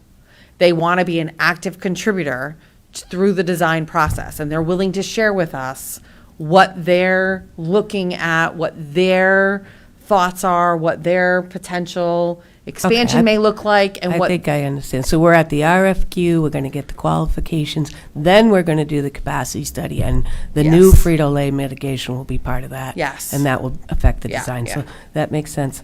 And my last thing I want to say is I still have problems with the timing of the moratorium. That this day we cannot accept, one more hookup based on the target of 3,400 milligrams per liter, which is based on 80,000 more gallons per day, the included projects, when we're not violating, and violating is when you get put to the top of the list. So it just seems kind of backwards to me, Mary, honestly. That was, that's why we had our, attorney as part of that conversation with the WPCA, and I know the WPCA members really deliberated a lot around, what they do at this point in time, and I know that they've had some requests around connections, and people are really struggling with connections at this point in time. you know, as it's hard. You know, this is just, it's very difficult right now, and You know, the nobody way- wants to go into if- violation. If violation, and I know I made a joke about it, but honestly, you're within your rights if you don't have the manpower to keep it from going over the contact chamber. Like, you're within your rights to say it went over the contact chamber. You know, and at some point, that will be the case. No matter how much they're running around, they're not going to keep it in. So, I don't know, that just the timing really bothers me. And what if we do this $2 million thing, we're shovel-ready, but they just say, you're still at the bottom of the list because you're still able to make it.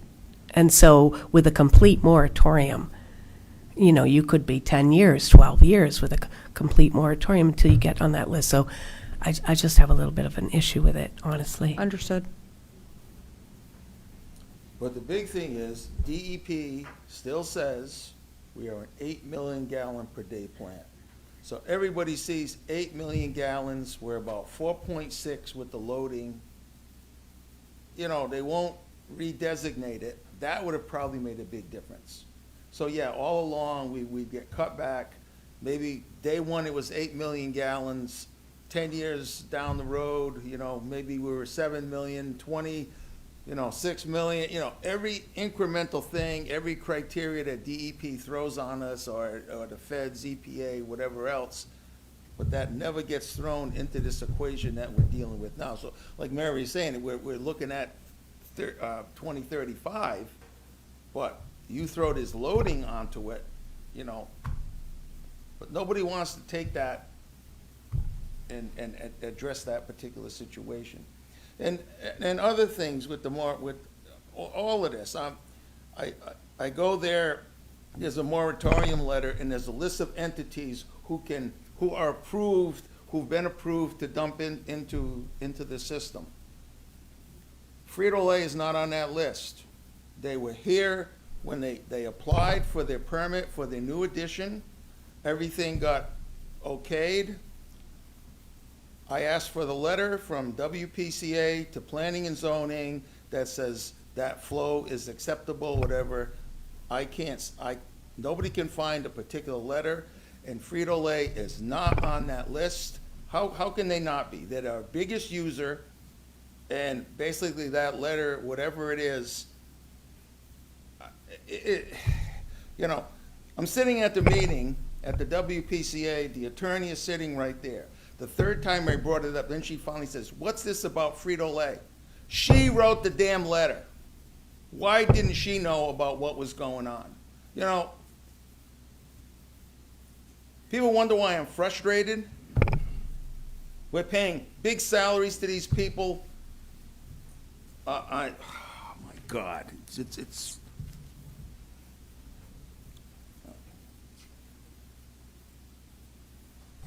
Any further comments? I just have a question on the capacity of the flow for Frito-Lay. Is some of that capacity being held for them? The No. flow? No. Okay.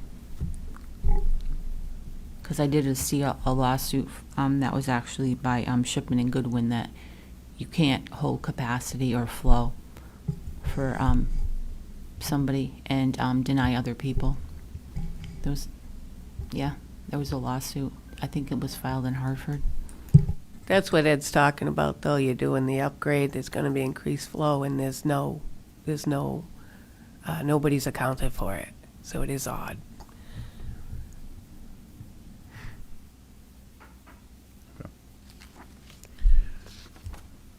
No further comments? Okay. We'll move on to the next item on the agenda. Next item up is item 10A, appointments to boards and commissions.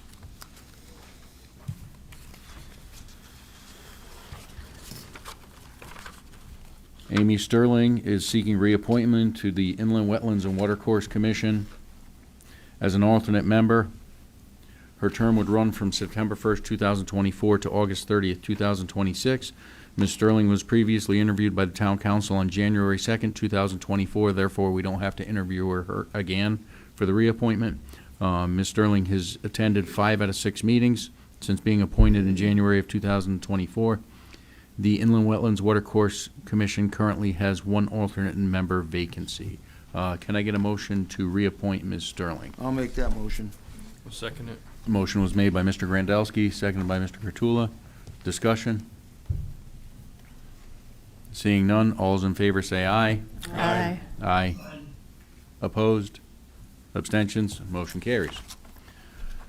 Next item up on the agenda is item 11B, Board of Education Liaison. Mr. Naparata. Excuse me.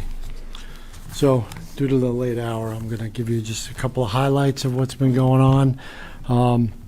We have a new part of the curriculum starting called Love 146, and it's training for students at all ages on child trafficking and exploitation prevention curriculum. Just trying to make everyone aware of what's going on in the world, unfortunately. So it is age appropriate through the schools. So that's going to be starting soon. We're still working on the KHS access road to the lower fields. We're working on the design on that right now and getting that squared away so we can decide what the best course of action is there. The roof at KIS is in need of major repair and or replacement, so we're trying to figure out what to do with that. And let me just see. So Killingly Athletics, on a really nice note, they won the Michaels Cup recently at the CIAC Sportsman's Conference. So that's a pretty awesome award that all the sports won Michaels Cup. And it's the second time, it's only the second time that Killingly has ever won this award. So it's just showing that the athletics under the supervision of Jim Lackner is really doing a good What job. is it? The cup? It's called Michael's Cup. But what is it It's for? just on excellence in sports, sportsmanship, all throughout all the different sporting events, not one specific. Football team is having a great season, so they have another game coming up on Friday. Go out and support them. And attendance is on track, where things are really moving up from after the COVID dip that we took. Things are still on an upward slide, so that's good. And then Dr. Nash already filled you all in on the non-lapsing new legislation. So that's it in a nutshell. Any questions? Don't forget to give kudos to the boys soccer team as well. Yes, all the teams are doing great, but the soccer team, yes, they just did a great job as well. Oh, one more thing. The Killingly Public School Facebook page is up and running, so everything is on there, and we've had a lot of positive action on that page as well. Thank you. Questions? I just had a question, Kyle. When I was going over what I was going to say about being at the things, for some of these grants, I realized I can read it, but I don't quite get what they are.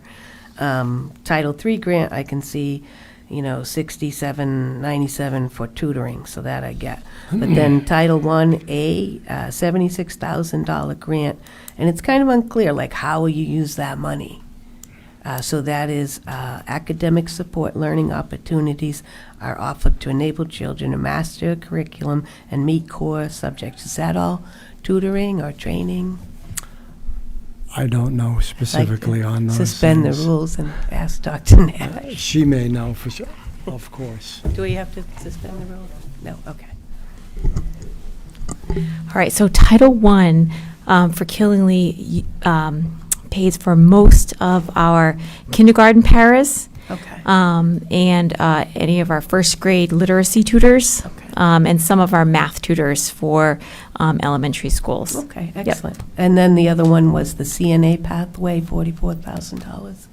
What is that? Oh, that's exciting. Okay, so we are in the spring opening or starting a CNA program at the high school, and we're partnering with Westview. And so they are providing the instructor, we're providing the space, they're providing all of the equipment that students need to train on. And so this will be for juniors and seniors to train, and they can then graduate with their CNA license, and they have jobs waiting for them at Westview. So it's a win-win for both of us, right? And it's wildly popular. So a lot of students have expressed interest in getting into that program. Excellent, thank you. Absolutely. Great question. To add on to that, also is my experience in the healthcare, some of the best nurses started out as CNAs, because that's where your basic core knowledge of the patient is. Nice. I do have one question. Where are you at as far as the union contract with the Killenly administration? Yep, it's on our agenda for tomorrow. Okay. For executive session. Okay. Yep. Dr. Nash, Yes. on the Title I, does that include the Pixie program, or is that a separate grant? Pixie is the primary mental health grant, and that is a separate grant. Okay, did you guys get that one too? Or is that every year renewed? It How is. many I years? do not think that has come up for renewal yet. They're all in Okay. different times, so Okay. that one's not up yet. Thank you. Yep. That one's really important. so I Yes, wasn't sure. absolutely. Any further questions? All right. Do we wanna- We should do this more often. Thank you for coming. We'll now move on to the agenda. Next item up is 11B, Borough Council Liaison. We did not have a quorum for October. We had some members out on the board, and so, yes, we had to miss that meeting. So we actually have a meeting coming up next week. Okay. All right. We'll move on to the agenda. Next item up is 12A, discussion and acceptance of monthly budget reports. Can I get a motion to accept the summary report on general fund appropriations for town government? I'll make that motion. Second. Motion has been made by Mr. Cottula, seconded by Ms. George. Questions, comments?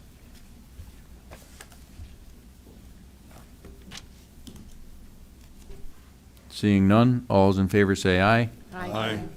Aye. Aye. Opposed? Abstentions? Motion carries. We'll now move on. Next item is 12B. Can I get a motion to accept the system object based on adjusted budget for the Board of Education? Make that motion. Motion has been made by Mr. Cottula. Is there a second? Seconded by Ms. Murphy. Discussion? Questions? Comments? Seeing none, all those in favor say aye. Aye. Aye. Aye. Opposed? Abstentions? Motion carries. We'll now move on to item 13A, Town Manager's Report. Ms. Calorio, if you could. So circling back with regards to the Puro 101 presentation, we reached back out to them to try and lock in that December date, and they replied that they didn't realize it, but they were really actually unavailable for their December dates that they gave us. So they gave us a date for Monday, February 24th, and the high school was available for that date, so we locked it in. No, Monday, February 24th at 6 p.m. So it's not a planning and zoning night either, so we wanted to get that locked in. And what exactly are they gonna present? So I included the flyer in it, so that way, and they do encourage people to pre-register for the event, just that way they can get an idea of how many people are going to be there. But it really just it's an informational meeting about what Connecticut Public Utility Regulation Authority is, and understanding your electric bill, but just in general what they are. And I think you can even, when you register, you can go in and put in if you have any questions you might want them to cover.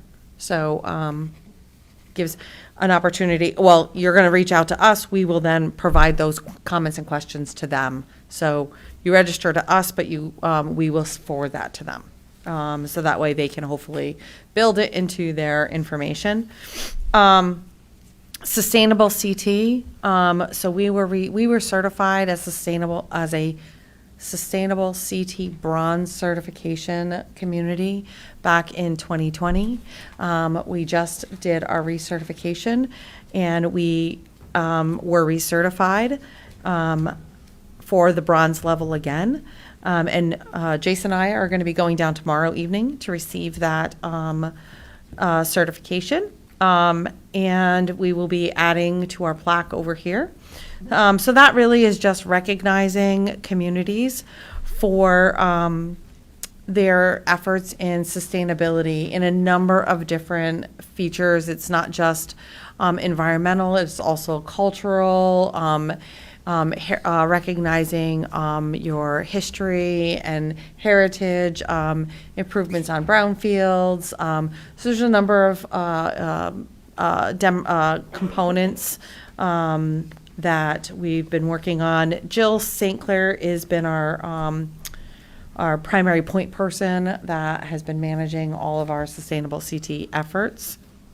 And she really works with all of our departments in collaborating. So one of the things that we utilized in this is, remember when we did those aphid releases, the aphid release out into Cat Hollow, that earned major points. And I did not realize, but we did the largest aphid release in the entire state of Connecticut in the last like 20 years. Right. We were like, all the other releases were like 500, and we did like this massive release, and they were so impressed. So it was great. So I'm really interested to see this coming spring when we go out there and start looking at the regrowth. I'm really excited to go out there for that. The tree rededication, so our Tree of Life, it's small. It's supposed to be small right now. It's going to grow. But you can see the original monument that was put in for when they planted the original tree back in 1935 for the dedication to George Washington. So that tree rededication ceremony is going to be taking place on the 18th, November 18th at 5 o'clock. So we all know that there is a very important presentation that's going to be taking place at the high school later on that evening. This will be a very short ceremony. It's not meant to be taking a long time. So Davis Park at 5 o'clock, we'll be doing a rededication. We have a representative from the Sarah Williams Danielson chapter of the Daughters of the American Revolution. That was the chapter that originally planted that tree in honor of George Washington. And then we also will have a representative from the Day Kimball Hospice and Palliative Care. They are the group that has been utilizing that tree as the Tree of Life. So they will be there as well, recognizing that. Congratulations to the town of Killingly as being recognized again as a Heart Safe community. So this is a 3-year designation. And it really is recognizing Killingly's commitment to provide improved cardiac response and care to our residents. All of our town buildings have AEDs in them. Tammy was here today doing CPR training to staff. And thank you, Tammy, for doing that for all of our staff. I know our staff really do appreciate that. But it's not just our staff that does it. Having KB's response time to cardiac, also the investment that we did with the chest thumpers to all of our fire departments. It's all of those components that make us a Heart Safe community. So it's really about a community approach to that. So and all of our response to that. So I included that certificate as well. Jason, I had missed that the last time about the horse seizure case. So here's the detail on the total cost. It was just over $41,000 in cost on the horse seizure case. No, the legal fees, that was because we had to file paperwork to be able to put them up for that's adoption? Yes, essentially. Well, it was in defending the case, in order to be able to move them into an adoptable status. So that's all, yes. So that was in the entire, that was with NECOG's legal fees as well, because we have to pay NECOG's legal fees. So that wasn't something, just for clarification for everyone, that wasn't something where the town chose to go out and seize these horses? No. This was something that was, These are all fees through the animal control services that we have contracted through NECOG. They are our animal control service. And so it was all done through that animal control process. And the animals were in very serious conditions when they were seized at the time.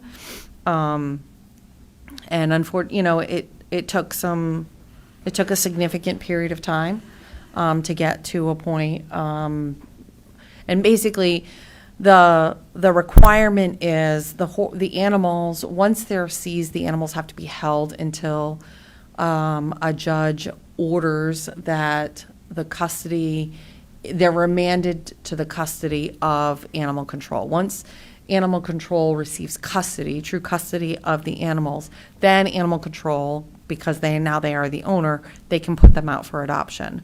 That sometimes can take a while. They have to get through the entire case, if you will, and that can take time. And so it did take time to get through that case with these animals. But ultimately, once they were remanded to NECOG's custody, they were very quickly adopted. And NECOG, works behind the scenes to line up adoptable places, homes for these animals. So once they're able to be adopted, they're not, it's not like you're sitting there now all of a sudden, oh, we have all these animals to adopt, right? They try and make sure they have homes. So they were very quickly adopted out thereafter. But in the meantime, it was, so these are, obviously, this is not something that we budget for on an annual basis, right? So these were charges that were charged to the contingency account. now, and for clarification purposes, my understanding is these horses were in really rough shape when they came into Killingly and started being boarded here.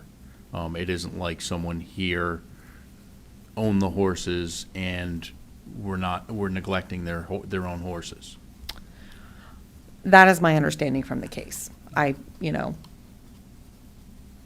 haven't reviewed the documents from the case, but that is my understanding from the case.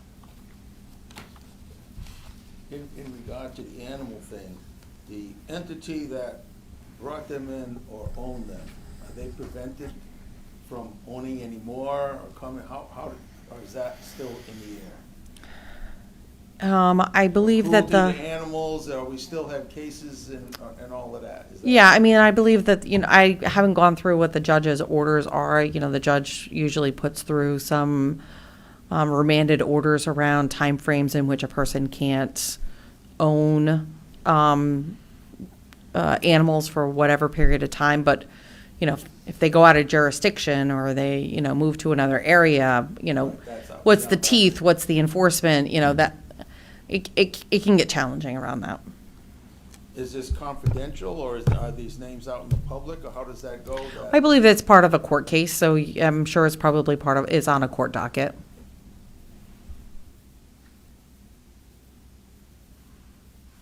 Are we trying to recoup any of these costs? We don't have the ability to.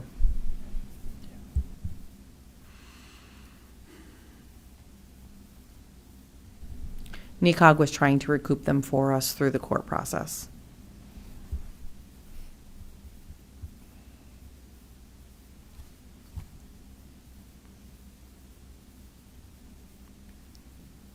I know you have a couple more things on here in your manager's report. I do, sorry. Continue. That's what I was waiting for. I forgot. You're right, we're not there. So library, the contractors I think we're pretty much done with installing the new boiler in the library. And we really worked really hard on making sure we were minimizing. Weather was really good and favorable for us, so we didn't really need the heat. It was great. That's a good thing. Community center elevator and now the town hall elevator are both out of service. The community center elevator, there's a solenoid that is had to be ordered, and they're working getting that part in. Our part is supposed to be in tomorrow. I didn't get a call today, so I have to reach out to them tomorrow and find out if we will be seeing our elevator person tomorrow. But the community center elevator has been down since October 19th, and that has been down for almost they were down during a theater production. It went down during a theater production. And so what they did was anyone that was unable to get to the theater space, they refunded tickets because that's what they had to do. But they worked really hard to try and accommodate and get people to the space. But it's been really challenging for them and frustrating. But they've been making calls like 4 and 5 times a day. I think the elevator company's ready to hang up on them. I actually was at the center today, and they were supposedly promised by the end of this week. Supposedly. Yeah. So I don't have estimated repair costs at this point, but there are emergency repairs at this point. They have to get repaired. Whatever we have to do, it's going to have to come out of contingency. CCM Connecticut Conference of Municipalities, established a commission to really dive into Connecticut's disengaged youth. And so what is disengaged youth? And I gave a quote out of what they are calling this. And what they're saying is, 1 in 5 young people, ages 14 to 26-year-olds, are at risk of either not graduating high school or they've already disconnected from education or the workforce, meaning they've dropped out of school, or they've graduated high school, but they haven't effectively entered into the workforce, right? They're still at home, right? And or they're 14, they're in school, but they're, having a significant disciplinary or attendance issues, and they're just not really engaging. And we're seeing a more significant increase in that. And so I gave you a copy of the entire report, but I mentioned page 5, and that's the map, right? This is the kind of heat map of the densities of, by population percentage, how many by population percentage disengaged youths we have in our area. And if you look at the northeast corner, by population, we have the highest percentage of disengaged youths. Killingly, basically the Thompson, Putnam, Killingly, Plainfield corridor, we're between 30 to 40% of that population of youth is disengaged. So how do we re-engage? How do we get them engaged? How do we keep our kids that are coming into that range engaged and never get them disengaged in the first place? So, and this commission this commission spent 10 months diving through a lot of information, engaging with a lot of stakeholders across the state, and talking to youth, talking to the kids. And they had people on this commission that was representatives from small towns. Chris Lipke from Canterbury sat on this commission. Yes, and there were big city people on this commission, but it was a very representation all across the board. And what their real goal, and I've spoken to many of the commission members, their honest goal was, how do we make a real change? How do we make a real honest effort and honest change that's really going to move the needle, that's really going to make an impactful difference?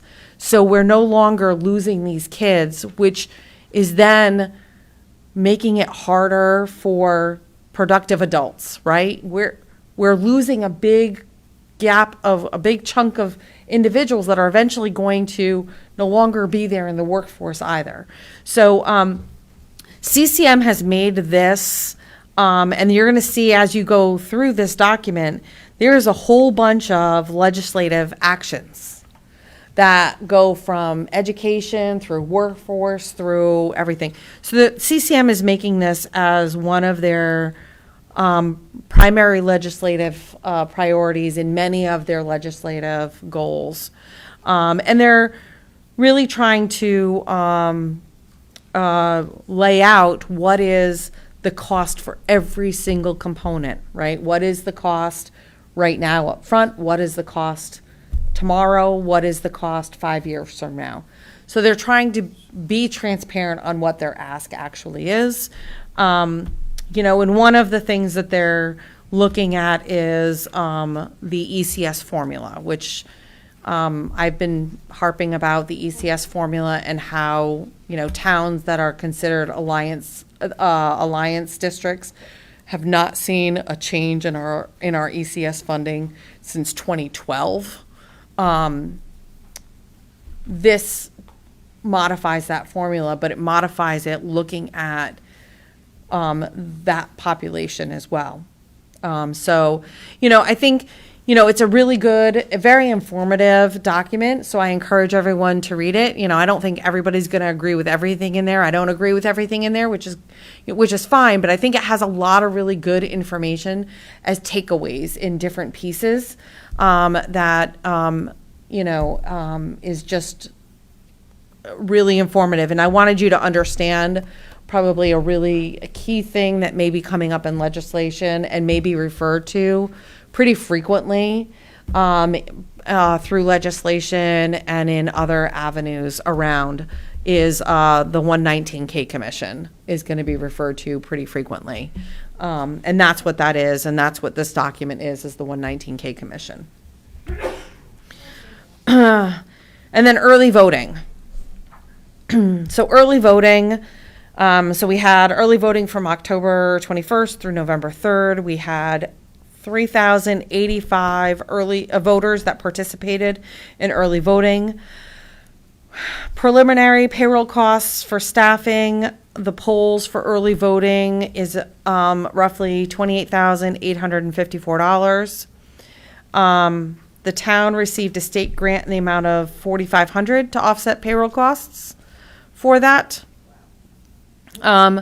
Clearly, we're going to be seeking any additional grant funding that we can, and clearly we're going to be bringing this to our legislators to say, you know, you want us to do early voting.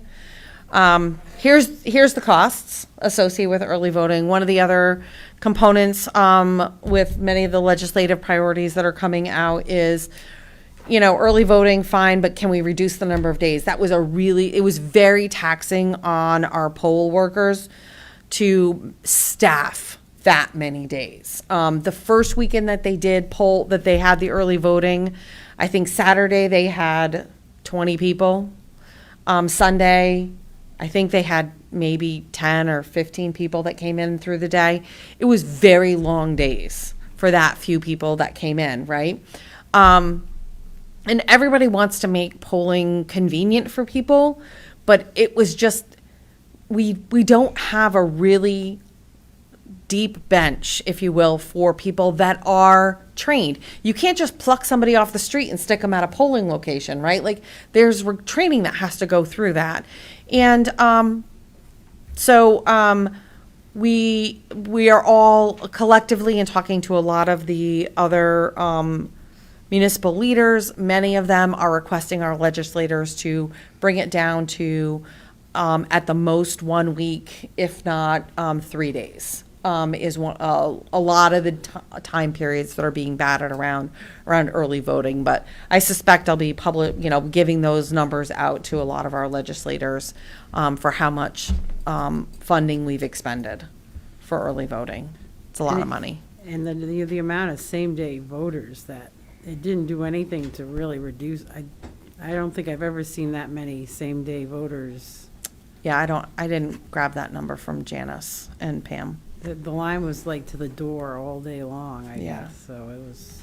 I stopped a couple, yeah, it was, Can we advocate, now that the no excuse absentee ballot passed? So maybe that might be a better way, kind of make early voting, but how do we make that work? Because that is a lot less expensive. And pursue that. Sure. arena versus just, because, yeah, this They- is, the amount of people coming. to that- they had that on the news tonight, and apparently the state legislature has to create its own ordinance or whatever state statute surrounding Right, it. it has to get started. And it but took passed. 2 years to get the early voting. So the absentee ballot amendment they're talking, and then I guess they're rolling out new tallying machines and software.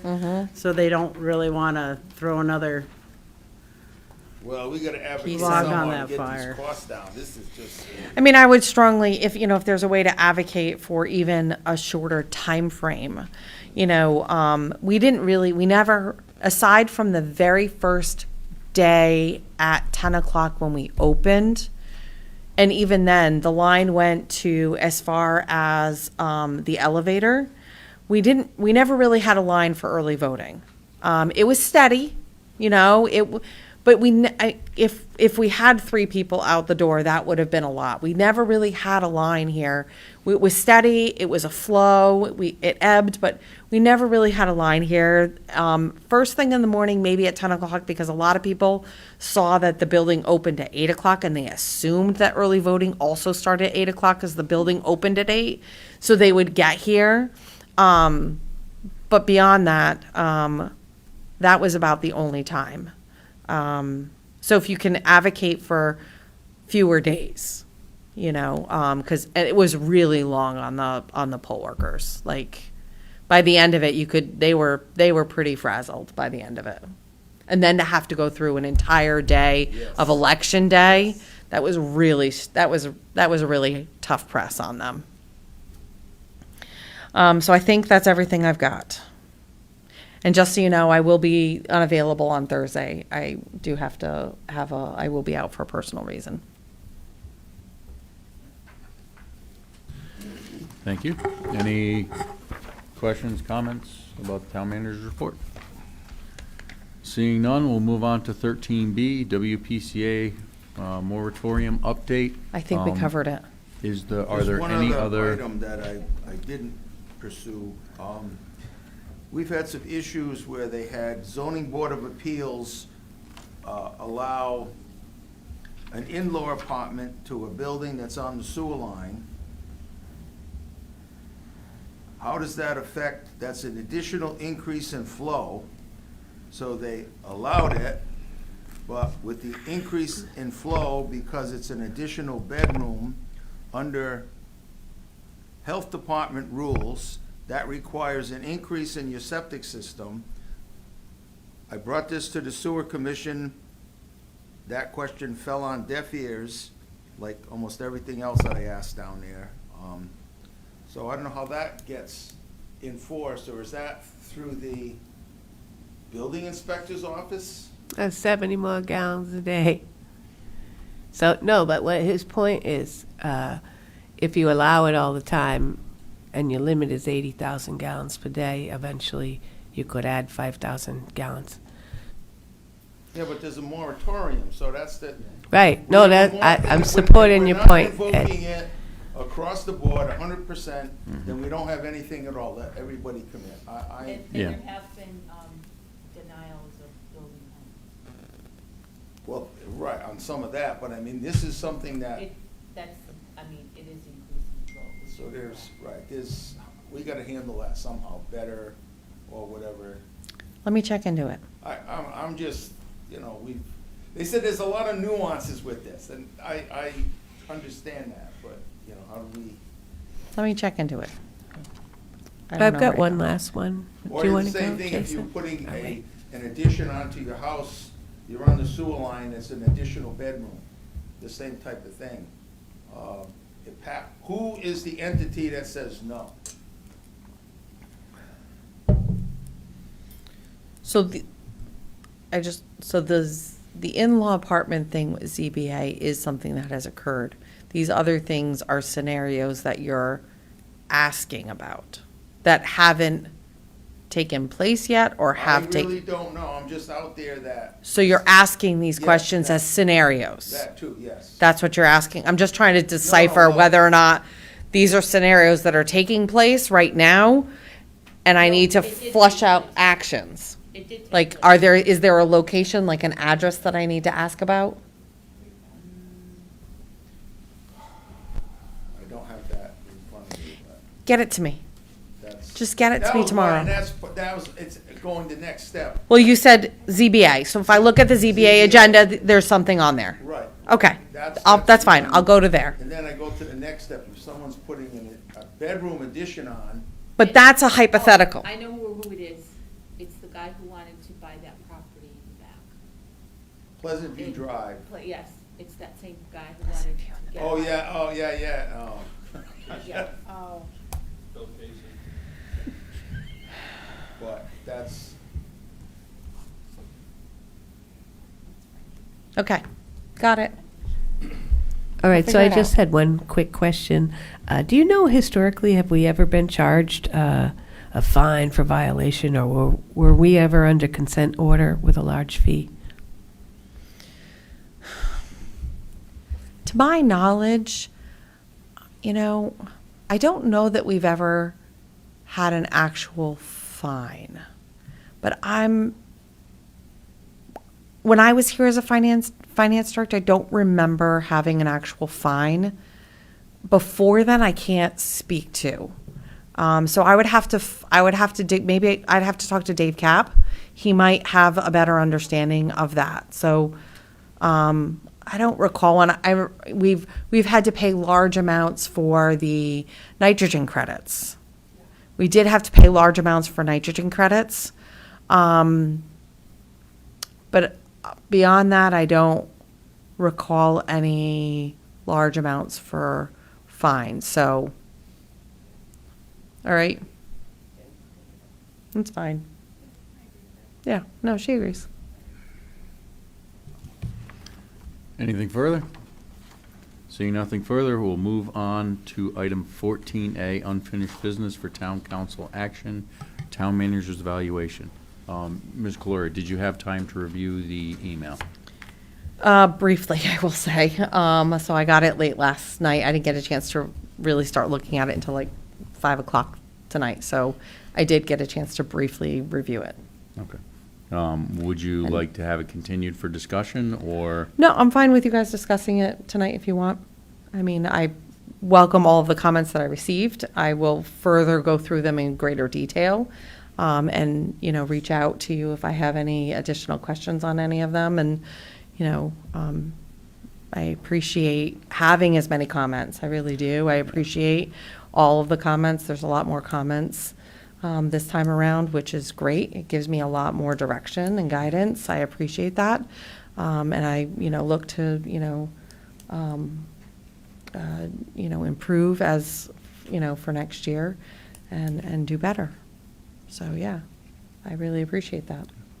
I know historically, I've gone over what the comments were during public portion. Considering the amount of comments we had this time, if I were to go through all of those tonight, we would be here for, it was. It's 12 pages of comments. 11 to 12 pages of comments. It's a lot of comments. But it's great. I really do appreciate it. I think they were very thoughtful. And, it does help me give me a really good, understanding of where I can improve and where I'm doing a good job. And that's what I need to hear. Now, were there any comments any council members would like to make about the evaluation and the process? I have a comment about the process, about getting it done earlier, much earlier. I agree. I think we should Yep. get it out in April or May, even though it might be busy budget season, get it out at that time frame. We can work on it in between that stuff to get it turned in a timely manner.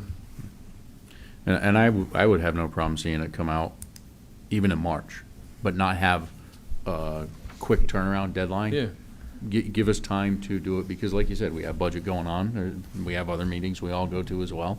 And sometimes having more time can give you can come up with better comments, better questions, if you're given more time to think about it and deliberate on it. Agreed. And that way, we're not here at this point, end of the year. So my question would be, if this is a public thing and we don't talk about it at all, like how will people know what the review was or the questions were? Or are they going to be submitted somewhere? That being a personnel matter, that is up to Ms. Colorio if she wants all the comments available to the public. It's because I know personnel matters are something that it's up to the person involved, whether it's done in open meeting or executive session. I mean, this is an open meeting. If anybody, if you guys want to read through all the comments, you're more than welcome to do so. If you know, the document ultimately is subject to freedom of information. If anybody wants to request a copy of it, they're more than able to do so. Ultimately, you know, you guys did review the rubric numbers, and, you know, so, you know, I was kind of, you know, in that middle, was what, I think 2.1, 2.2 something, I don't know, remember, something like that. But, you know, overall, you know, I think the council gave me some directions on areas of improvement, especially around communications with regards to recommendations for budget cuts, and around how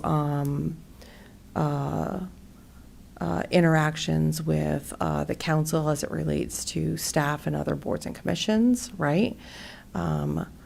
And other areas of that I have, you know, positive. And again, I'm very high level summarizing because it's 12 pages, and I haven't memorized this because, again, I just have received it. You know, it appears that I have received, you know, positive comments around fiscal responsibility and creating a good leadership team with the staff and creating a positive work environment with the staff and managing capital projects in appropriate ways. So, you know, again, anybody wants to read through the fine nitty-gritty, anybody can request that document. Any other comments? I just want to thank everyone for all the input this time.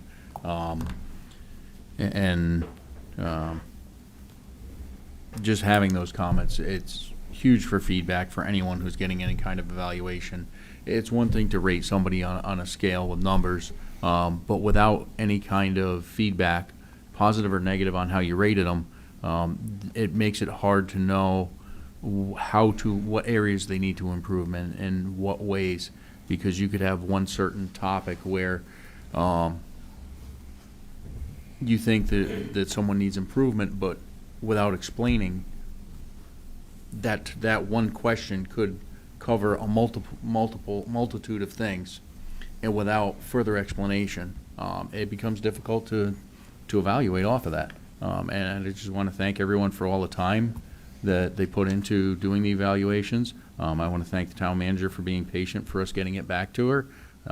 The 12 pages of comments did take a lot longer to go through than in the past when I had about 1 page. So I thank everyone for being patient and taking the time to go through this. And as Mr. Catula said, next year I would definitely like to start the process sooner, so that way we can come to a final document a lot earlier in the year.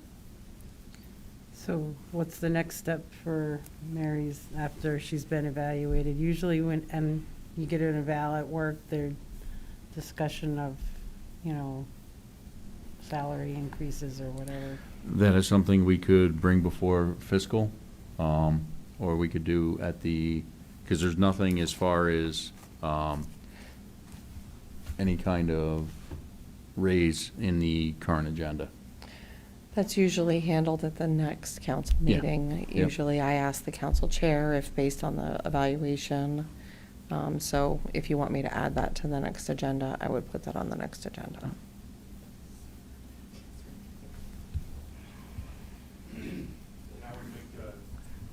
A recommendation that that would be retroactive, obviously, back to July. That's something that's always discussed as Yeah. well. Okay. Anything further on this item? Okay. Seeing none, nothing, we will move on to item 15B, consideration and action on a resolution on authorizing the replacement of 2 student transport vehicles using the capital reoccurring account funds dedicated to these vehicles. This did come before fiscal subcommittee, and the fiscal subcommittee did recommend that the council approve it. Ms. Caloria, if you could go over this. Do you want to get a motion on the floor first? Oh, yeah, that I'll would make a help. motion to approve agenda item 15B. Second. Motion was made by Mr. Catula, seconded by Ms. Wakefield. It feels like it's a lot later than what it is, right? Whew, I know, like that clock feels like the right time, just saying. These 2 vehicles clearly are aged vehicles. One's a 2009 minivan, one is a 2012 89 passenger bus. These would have been scheduled to be replaced in prior years, however, due to really heavy supply shortages, and these had been vehicles that were still, eking performance out of them. We replaced other vehicles as supply was available. Unfortunately, they're really just incurring significant repair costs, so the Board of Ed met with us just recently and was kind of like, what are we going to do? So we relooked at the CNR. They do have, these vehicles do have sufficient funds within the CNR funds for these specific vehicles to replace them. And so we're requesting to release the funds within the CNR to replace these vehicles.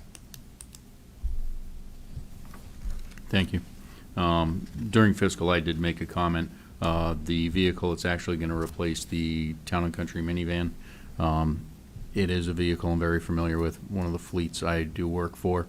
They have about 40 vehicles. The majority of them are these same Ford Transit vans. The amount of maintenance, or I should say lack of amount of maintenance these things actually need other than oil changes is phenomenal.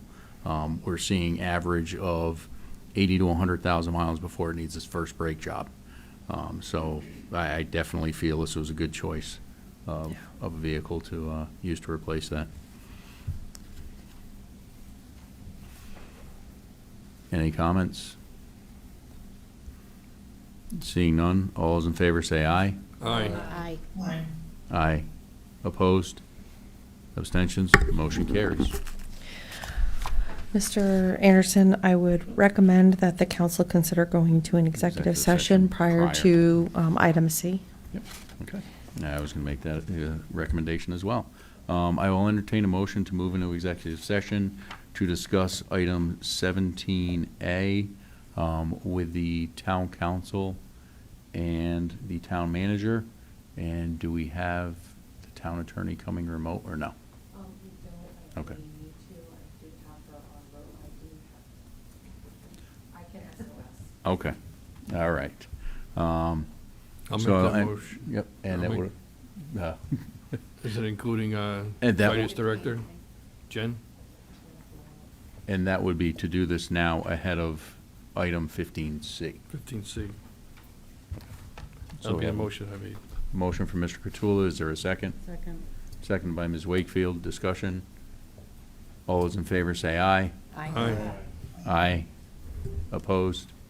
Okay, we are moving into executive session, and it is currently 9:37 PM.